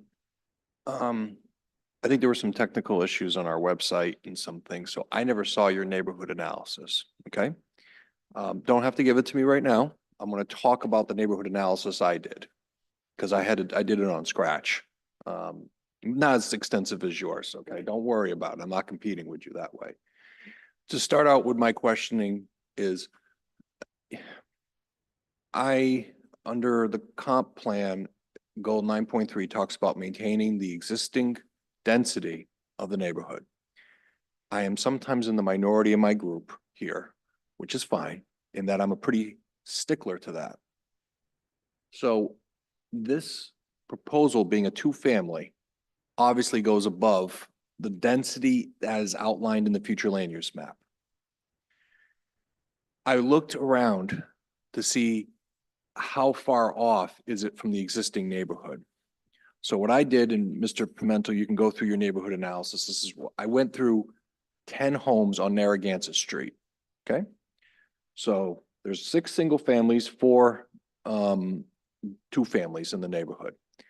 So what I found when I did the density for that area, and I did the, square acreage divided by the square feet of the lot times the number of dwelling units, I found that 6 were within the density required by the future land use map, and there were 4 that were not. So right there, I feel that the majority of the neighborhood actually conforms with the future land use map, okay, of that part of the neighborhood. I don't know about the rest because I just didn't have the time, and I want to hear about what you have to say about the surrounding neighborhood outside of it. And the second thing I did is I took the 10 properties, the density number for them, divided it, and I came out to about 11.08, which is just slightly above the future land use map number. And this thing is even above that. So right now, based on what I could see, I thought it was exceeding the density of the existing neighborhood. So I'd like to hear how what you saw within 200 feet, what am I missing? What is the density levels of some of the areas outside of that Narragansett Street, which is the street that this is going to be on? So I haven't seen your report. Just tell me what it is. Sure. The 200 feet is just a mandatory requirement for noticing purposes. I don't think it really establishes character of neighborhood. I like to look at the subject block and the immediate blocks. As for the future land use map, with all due respect to it, and that's why the law has changed in regards to that, and it has to be brought up to all 39 cities and towns, is you plop down a density on an area, you don't go in depth into what the character of those neighborhoods are. Because if that was the case, we have, like I said, we have 2 units on a 5,500, a 2 unit on a 5,500, a 2 unit on a 4,700, another 2 unit on a 5,500. That's all on right surrounding this home. So for example, in the 10 homes you selected, one of them must have been the one on 10,000. Obviously, that's going to skew the numbers. I understand. Yeah. So so they have the right now, even under the old regulations, they would have the right to convert that to a 2-family because they have the 8,000, and that would start to change the skew, the density. That would. That's why I have a problem with that. I'd rather, instead of playing those numbers with acreage, I like to look at character. What is it there? And there, it's a mixture of 1s and 2s. There's a lot of 2s, a lot of 1s. That is what's in character with this neighborhood. And that's why the state legislature got away from the whole point of acreage, because we need to do infill development. We need infill development. It shouldn't be based on acreage. It should be based on character of the neighborhood. And that's why I always speak to that. Yes, I also do the numbers because I know boards want to hear the numbers. And that's why my end result is, if we do an analysis of the 2s, the density here in this, and I go beyond the 200-foot radius. I do the subject block and the immediate blocks. So I looked at 50-something properties. But the 2s in this neighborhood, the average density was 1 unit per 2969. That means it was 2 units for under 6,000 square feet. And the duplexes represent a quarter of the 3 blocks. 25% of these 3 blocks are all 2 families. There's even a 9 unit. We have a 9 unit on a 12,140 square foot. Now, this must have been something older zoning, but it's an older neighborhood. It's a dense neighborhood. I think it's appropriate. So just so I can get my numbers in my head, because you rattled that off pretty quick for me. Let me get. Yeah. But you need this. I was gonna say, I just need to see is when you looked at blocks, how much feet is that? Is that 400 feet? Is that 800 feet? How far do you go? I take a physical block and I analyze every house in that block. Okay, so you take, let's say there's the block that this is gonna be on, and then how Correct. many blocks around it do you go? One in each direction. One in each direction, one north, one south, one east, one west. So. If one's not in the ocean, right? So, the yeah, immediate blocks, and then the block, to the north block. okay. If a lot happens to be at the end of a block, Mhm. then obviously you could also argue that there may be an impact on the adjoining blocks across the other street. This one is almost near the end. It's beyond the midpoint. So I said, what impact is this gonna have across Narragansett Boulevard? None. In fact, if you start going over there, you get some pretty stately homes. But so, like I said, it's in my report. I think I looked at 57 properties in total. Okay, so that's another way of looking at it. How many, you looked at 57 properties, how many were two-family? There were 57 properties. Not all of them were improved. Not all were residentially improved. So of those that were, 25% of the ones that are right now residentially approved, 25% are duplexes. Okay. And then one was a 9-unit, which obviously was. All right, and then the last question I'll have, and I know everyone's like, Steve, stop talking about this. I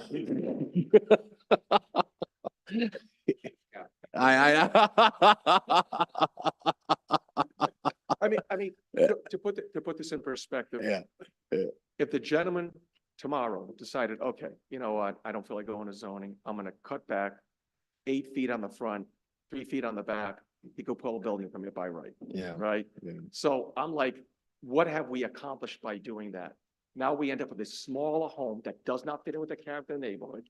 Mhm. You would probably end up with about 1,000 feet of living area per unit.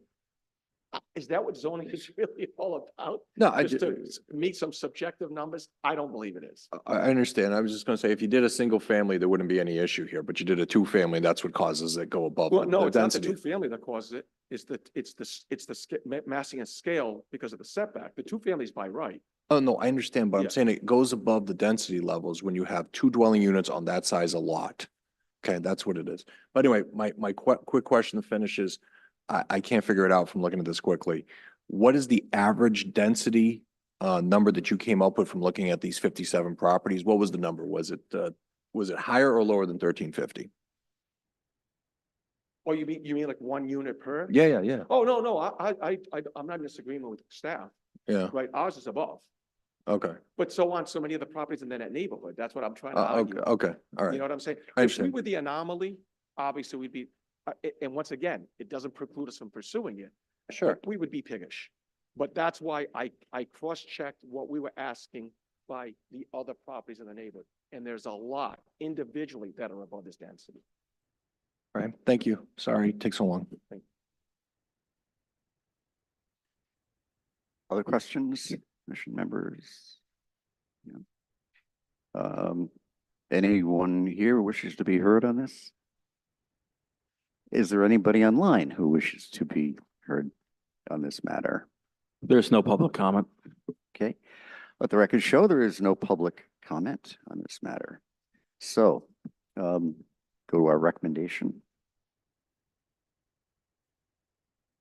All right, so kind of building off of the density aspect, we've run into these on a fairly regular basis when it comes to some of these older sections of the city. So when I do density calculations and looking at your surrounding areas, now on here, I said, okay, looking at this, clearly this is above 10.89.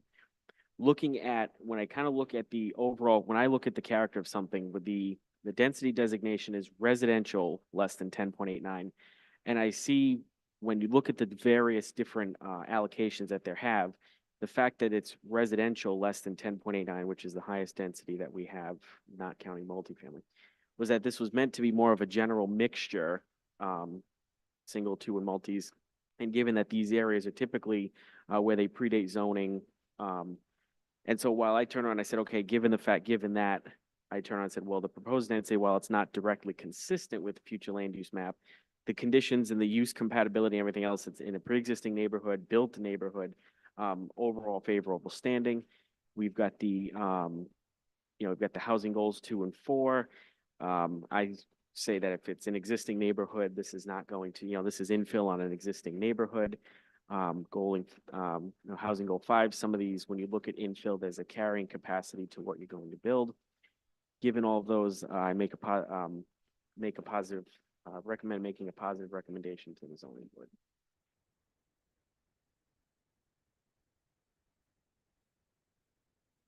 Commissioner Lampier. Mr. Chairman, through the chair, may I ask a few questions? Absolutely, sure. Okay. So I'm sure that you won't be surprised that I have an issue with this because of the density situation. And I think everyone acknowledges and if even Mr. Paul has said, it's a dense neighborhood. So the wording when you address the density issue was that it's not directly consistent with the comp plan. Aren't you really saying that it's inconsistent with the comp plan with regard to density? As With always, regard to density, not all the other considerations. I believe there's a distinction between something being not generally consistent versus being directly inconsistent. In the same way that I always like to say that doing the wrong thing is not necessarily the same as doing the wrong thing is not necessarily the same as not doing the right thing. I believe there's a distinction when it comes to if somebody were to propose something that was, 25 units per acre, clearly that's clearly inconsistent. Where that line is drawn really comes down to a broader discussion of the site, of the property, of the neighborhood. And I believe that when you look at 1350 on an existing neighborhood, I believe that falls within, it's not directly consistent, but it's not inconsistent. And I say that there's a certain sliding scale when it comes to what's consistent versus inconsistent. Now, it is a scale, but I do believe that it has to be based on the application and your surrounding area and the site itself. And can you tell me where in the comp plan there is some mention or direction for us to apply a sliding scale? I would say there isn't, but that's what we as professional staff have to kind of look at these and say, not every application is going to be in a perfect environment, and we have to make measurements based off of our training and what's, best practices. Okay, and the proposed density is about 25% higher than the highest, that's for that area, correct? Yeah, this density designation is the highest one we have in the on the map. And with respect to the other considerations that you took into account and felt that sort of pushed it to an approval, you talked about the housing goals and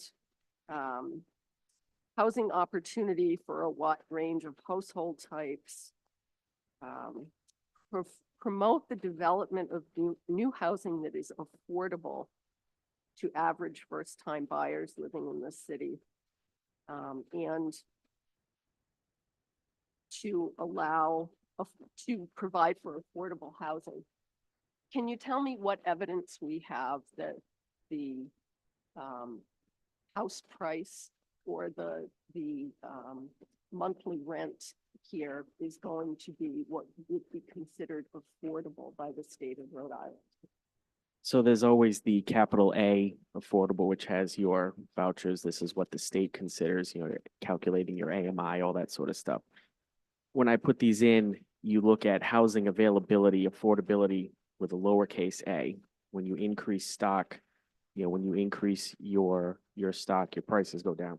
Now, I don't know, and this is not something that I would opine on, but whether the person develops the house and then when he said lives in the other, lives in the one unit, rents out the other. I don't get, nor would I have, you know, it wouldn't be part of the purview to say, well, if you rent, you know, we would give a thumbs up for this. If you rent under this amount, we would forward a negative recommendation if you did it over this number. So there's an aspect of when we're not talking about capital A affordability, which has its restrictions, which has, you know, you can't be like, well, I'm going to get all of these, you know, vouchers and subsidies, but then I'm not going to actually rent it for those numbers. There's a lot of monitoring that goes with capital A affordability. Lowercase a affordability to me means, as I had mentioned, there's a carrying capacity for these. Somebody is not going to, you know, there's a limit to this. You can't put a, you know, 12,000 square foot house on a 3,000 square foot lot. So there's a certain degree of, when you look at the carrying capacity of what you can build, you know, smaller houses means smaller price. Whether that's the case in terms of whether they sell it for that, you know, we get into the market discussion. We don't opine on that. But the fact that you have properties available, smaller properties typically are going to go for less than what larger properties go for, with the exceptions of, say, New York City, where you get a shoebox in New York City that's going to cost more than what the highest house here in the state has. But this is clearly not that type of a proposal. But I think that this is a discussion of lowercase a affordability. Thank you. And the reason why I'm pushing on these is because I just want to make clear that a number of those policies that you cite, there's no basis provided to us, in fact, for why that's actually a reason to apply those policies here. We don't know that it's going to be affordable. We don't know what rent would be charged. And right now, prices are sky high. So I'm not sure that it would be more affordable. I know your judgment is that it would be, but I think we all have our own judgment about whether or not it would be. So I don't find those reasons to be either supported by evidence that's been presented with the application or otherwise. And it's certainly not affordable in the sense of a deed restriction, which I think would be something else to consider. So, you know, I think in this particular case, it's clearly not consistent with the comprehensive plan future land use map. And that land use map gives us a number. It's an objective number. Do we sometimes go a little bit above it? Yes. And that's appropriate. But in this case, I don't believe that it is. We're going to take a very dense neighborhood and make it even more dense. And with regard to the dimensional variances, if we want to look at it in the light most favorable to the applicant and say that that proportionality test applies, where you reduce the side yard or front yard that's needed based on the smaller size of the lot, as the General Assembly has allowed. General Assembly's been very generous with those numbers. This won't even meet that for a front yard setback. So between that, the density, and the inability to demonstrate that any of those housing goals will actually be met by allowing this, I don't think that we should give approval for a two-family that is going to make the area even more dense.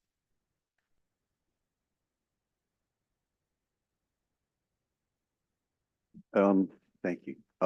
Yes, I want to address this, and I understand the issue of density. I understand your comprehensive plan has included density requirements. But the General Assembly has now said that a two-family is permitted on this lot. It doesn't require a zoning variance. It's permitted. The zoning variance, the zoning ordinance trumps the comprehensive plan. when it comes to those types of issues. So a two-family is a permitted use on this lot. And the only issue has to do with the side yard variance. So I understand the density that you're concerned about creating more dense, but the General Assembly has said it's appropriate that lots which are in a B2 zone where the use is permitted can be built, notwithstanding the size of the lot. Well, wait a minute. The General Assembly didn't say that.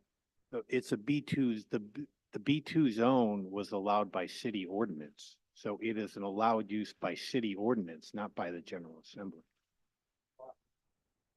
But you're saying, John, that the General Assembly allowed the two-family use. The General Assembly did not allow the two-family use. The city ordinance allowed the two-family use. And that was General Assembly said on this side lot. Well, you could, well, before you could always, no, well, that's not true. You could come for a greater variance before. Come for a use variance before. No. It would be dimensional. It would be dimensional because it's a B2 zone. It would still be dimensional. It would be greater dimension.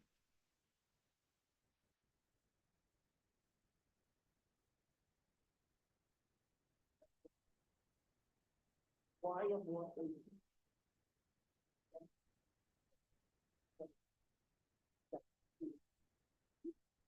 If I'm gonna highlight it.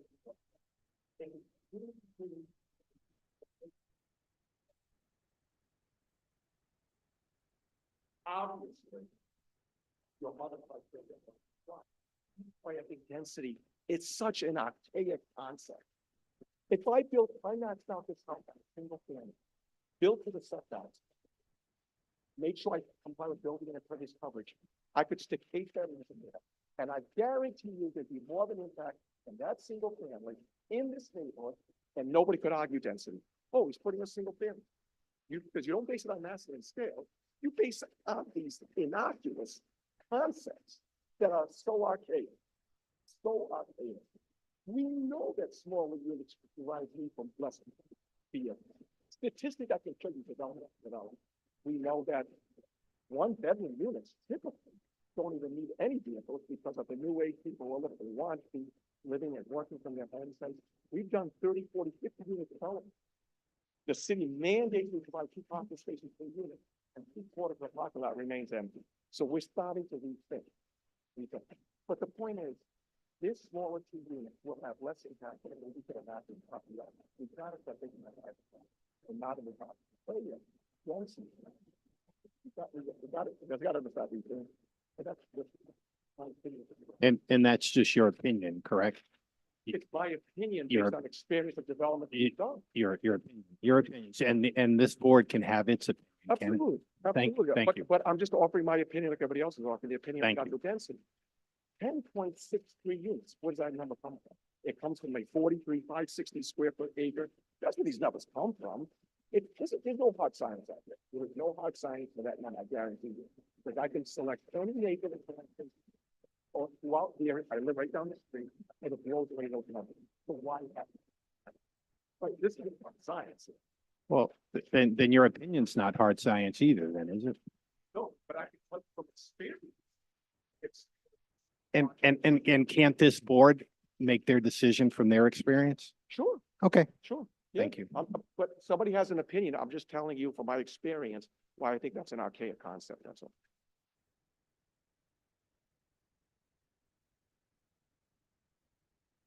Okay, let's go to, unless there are any other questions or comments, let's go to the recommendation, staff recommendation. All right, so this was a positive recommendation on the application.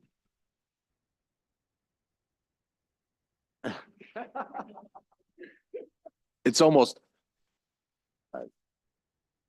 Would All you right. have more respect for me if I changed it or if I stuck to the analysis? I will accept a motion. Any motion.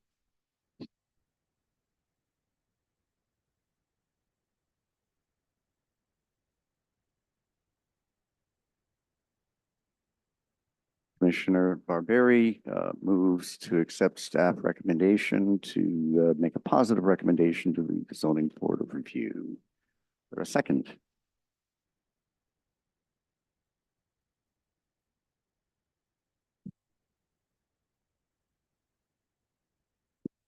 I'll second the motion. So, okay. All right, all in favor of, positive recommendation, please say aye. All opposed? Nay. The, motion's defeated. So we need another motion. Commissioner Frias. Negative recommendation based on it being inconsistent with the future land use map density. And because of 9.3, maintaining the existing density of a neighborhood. Okay, motion made by Commissioner Frias, seconded by Commissioner Exter for a negative recommendation. All in favor, please say aye. Aye. Opposed, nay. Chair votes nay. Okay, motion passes.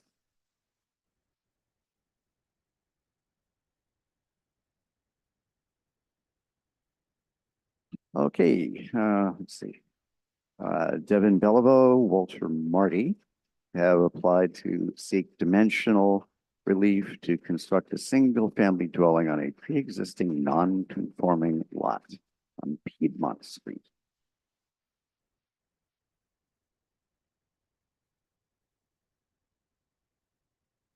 So this is a similar application to what we just did for Narragansett Street.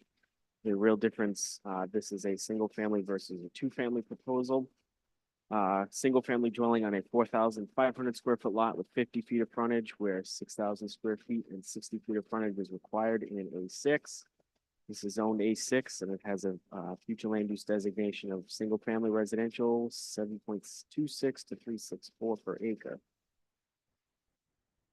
Aerial photos. Again, this is a similar proposal to what we just discussed.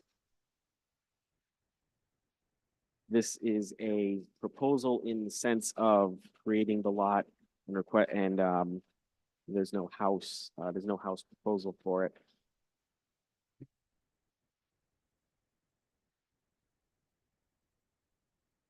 Going back, made many of the similar findings. Again, this is going back to, I don't want to rehash the entire discussion, but this goes back to the calculating out the single family density. This comes to just over, almost by the same proportion as it is over. I did not have a copy of the previous analysis. I did not get that until he was here for it. But an analysis of the lots, there was a majority of them are under 6,000 square feet in this area.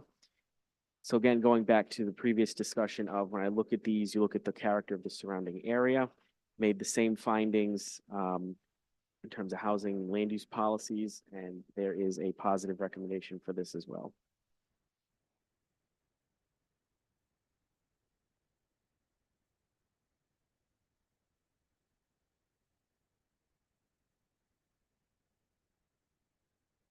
If the applicant's not here, this is a quick question, Mr. Kirkland. I haven't had it, we got this today, so I haven't been able to go through the neighborhood. But you're saying within 200 feet, 19 of the 24 lots are less than 6,000, and within 400 feet, 52 of the 74 lots are under 6,000, right? That's correct, yes. Okay, so a majority of the lots already there are smaller than this, and this lot is 4,500 feet. That's correct. Yes, these two unmerged, they're both 4,500 square feet apiece. The properties, they range between about 2,750 to about maybe 4,000 and change, give or take. There's a few 40, if I'm not mistaken, the whole stretch of Piedmont here is all 4,500. Yeah. And then as you get out, Yeah, this whole stretch of Piedmont's 4,500, there's a couple outliers, and then as you get over down Fair Lawn, there's some merged properties, and then there's other. 4,500 seems to be the general rough average. I didn't do out the averages, but looking at it through GIS and the buffer, the radius buffer that you can create, those are the numbers that I came up with. And did the applicant provide you with a neighborhood analysis? There was nothing provided except for the photos that you saw on here. Yeah. And that this was actually done, I guess this was the person had sold the property, but intended to keep the vacant one for himself. That's when they found out about this new loft up. and I So went this is sorry, I woke you up. So this, this is a weird one, not a weird one, but the applicant sold the house maybe 4 years ago and kept the lot, basically in violation of the merger provision at that time. It was never caught. So there's two owners, an owner of the house and an owner of the lot, which would have been improperly unmerged back in 2021. If it was merged today, Ken, and you can stop me on this because I had a conversation with Stan, it probably would be able to be unmerged under the radius, under the new law. And they wouldn't need to come here, Yeah, but they need to come here because the lot was indifferent. They basically violated the law in 2021.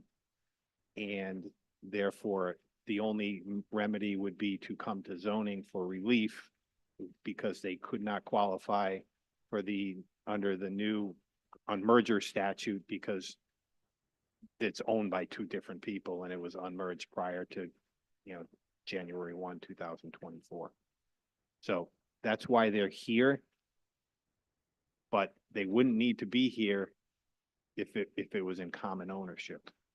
But truly, like a different person owns the house and the lot, and it's been that way for years. And no one, because the guy on the lot never applied for a building permit, it just stayed that way. Yeah, just thank you for that information because it makes it even harder for me to figure out what I want to do on this. Because let me just say what my thinking is, and I'll hear from my colleagues. A majority of the properties in this area seem to be of the same size as this.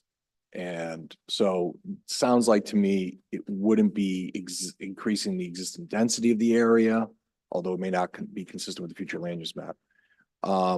And also it's a super majority almost like that's this size, unlike the other place where it sounds like only about 27% were two families. But your issue about the not following the law when they sold the property is bothering me, but I'll listen to my colleagues on it. Thanks.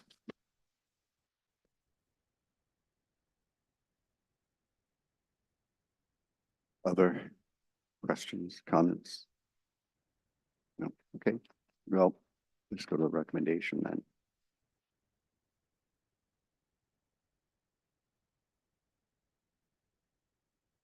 Yeah, so going back, this was a positive recommendation for this application.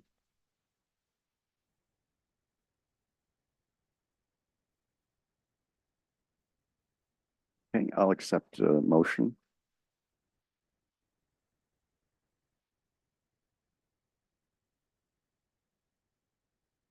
Okay, Commissioner Barbieri moves approval of staff recommendation for a positive recommendation to the zoning board.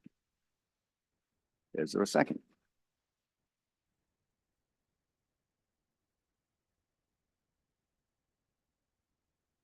Okay. We do not have a second. Is there another motion? There's only one other motion you can make. Let Commissioner Lanfear make the motion.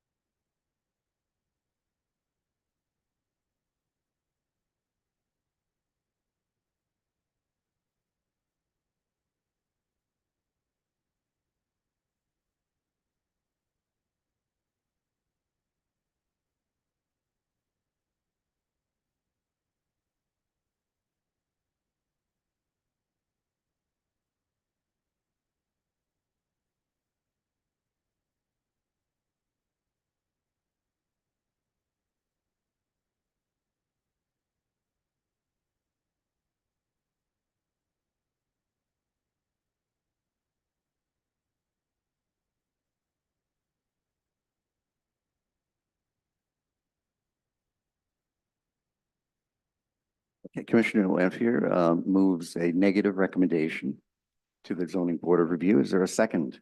Seconded by Commissioner Mancini. All in favor of the negative recommendation, please say aye. Aye.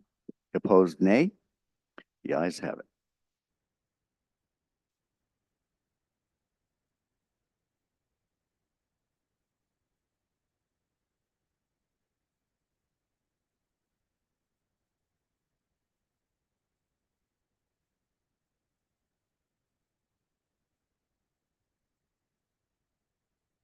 Evening, long night for you all. My name is Kenneth Filarski. I'm an architect and planner. My firm is Filarski Architecture and Planning and Research. I'm the architect for this project. It was brought in, actually at the end of January. The relief requested as shown is fairly simple. 643 square foot covered porch along the front of the building, resulting in a setback of 18.9 feet, where 25 feet is required front yard setback.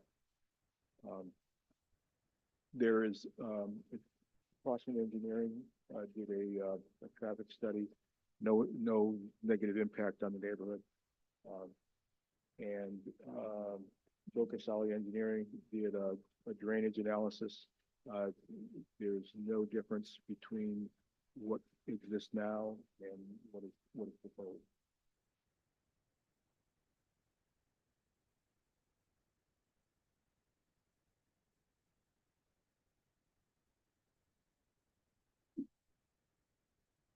And essentially, it's a expansion of the existing daycare.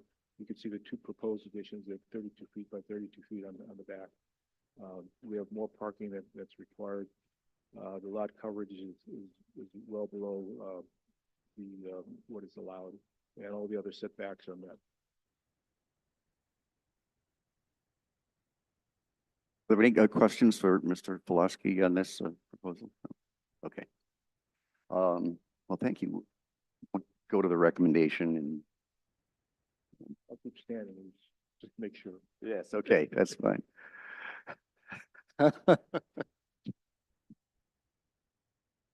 All right, so this is kind of an odd property. This is zone B1, single two family, but this is an existing commercial use. I believe this started life as a VFW post. And it was shared, and then the post closed, and then it became, I believe, a food pantry with this, and then now they're taking the daycare centers taking over the entire building and then adding these additions onto the back. So this was kind of an issue. I had a little bit of a kind of figuring out how to make this work. So the future land use map does designate this as single and two family residential, but this has more of an issue of whether it's a use by right, and it hasn't had an issue, and there's a school directly across the street from it. So part of my real analysis of this came down to, looking at, again, going into the surrounding area and looking at it. This is a use by right in the B1 zone. Daycare, but I believe daycares, places like that, I believe they're a use by right in everything except M1 and M2, if I'm not mistaken. And I kind of base this off of that this is an existing daycare facility, and I think that it ties in with the Arlington School across the street, and the, kind of tying in with, you've got school-age children at this property, it's existed here. Look at across the street, they kind of have complementary uses with each other. So I'd say this is another positive recommendation on this application. And I would say the later conversations following this, because this application is going in front of development plan review, I would say that a recommended condition of approval, if I would say, is that any they go through development plan review committee, and any changes would have to be shown, on the plan and that sort of thing. If I may add, we're also scheduled on the zoning board of review at the next meeting next week.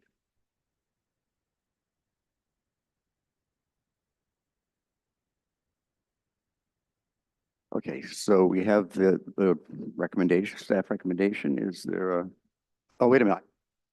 Is there anybody online who wants to be heard on this proposal? There is no public comment. I didn't think so. Okay, I'll accept a motion on this item. Commissioner Zadelis moves a positive recommendation, seconded by Commissioner Exter. All in favor, please say aye. Opposed, nay. The ayes have it. Thank you very much. And it's a beautiful design, by the way. I didn't want to say that before we voted, but I really like the design. Thank you very much, Mr. Chairman. I appreciate it. And I thank you all for your service. I know it's not easy.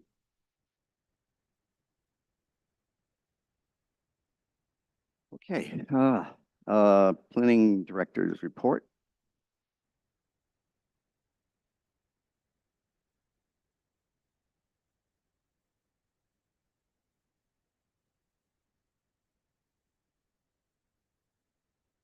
So we've been working on hiring over the past month or two.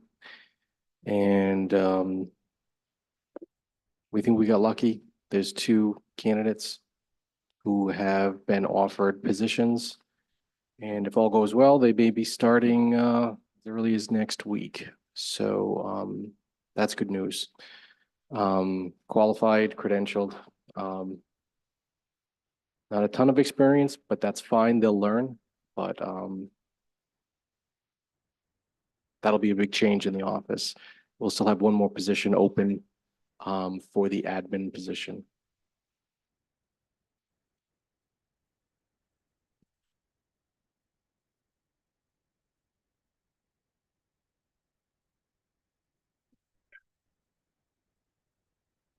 Yeah, yeah. If my math is right, yes. I want to thank everyone for coming to the charrette a couple weeks ago. That went about as well as I think it could have gone. It was a good turnout, a lot of good discussions, kind of chaotic and frenzied, and a lot of ideas, and that's how those things are supposed to work. So truly, thank you. We will be doing more of those in the next phase as we get more involved with the plan. Over the next month, we will be continuing to put the draft chapters up for your review. It's been difficult to do that and have such a shoestring lately. So that's going to be ramping up, whether we like it or not. So in the meantime, that's all I have.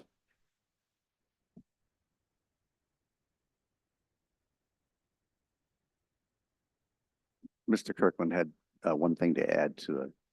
So I did want to say some of the issue, now that we're kind of just finishing this up, I'll keep it brief, but the issue with the web page was that for whatever reason, the website itself is run by a third-party vendor. It's not in-house with our IT people.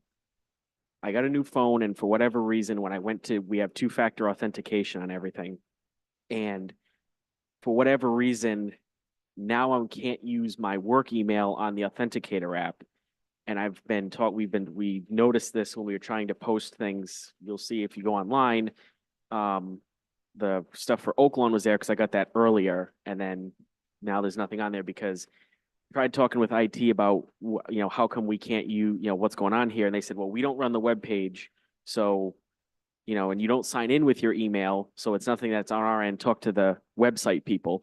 The website people are like, well, it shouldn't be an issue because you just have to use an authenticator. But I'm using my work email. So now we're coming into like a catch-22 here. And I've been going back and forth with the website people and IT, and we're getting into a problem. I was able to get some of the stuff updated through the mayor's office, who has, somehow he's able to get on without having any 2FA problems. But we're trying to get that sorted out as quickly as we can. So that's part of the reason this was extremely frustrating when you're trying to do these things on the time frame that we have, and then you've got something completely out of our hands that was working before, and now all of a sudden it's not. So I'm trying to get that fixed, and that's just that was the frustrating piece. So that was Apologies for that, but we're in the middle of trying to get that fixed now and I'm make damn sure it's gonna get fixed as quickly as possible. Okay, thank you, Ken.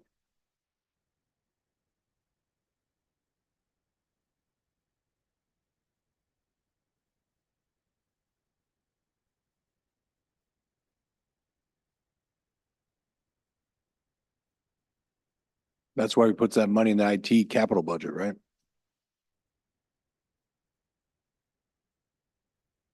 I'll accept, on that, I'll accept a motion to adjourn. Oh, we didn't vote on Commissioner Lanfear. Did you have a? Oh, okay.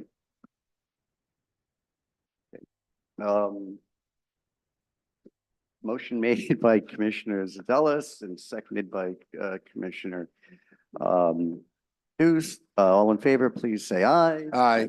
Opposed, nay. Have it. Thank you, everyone.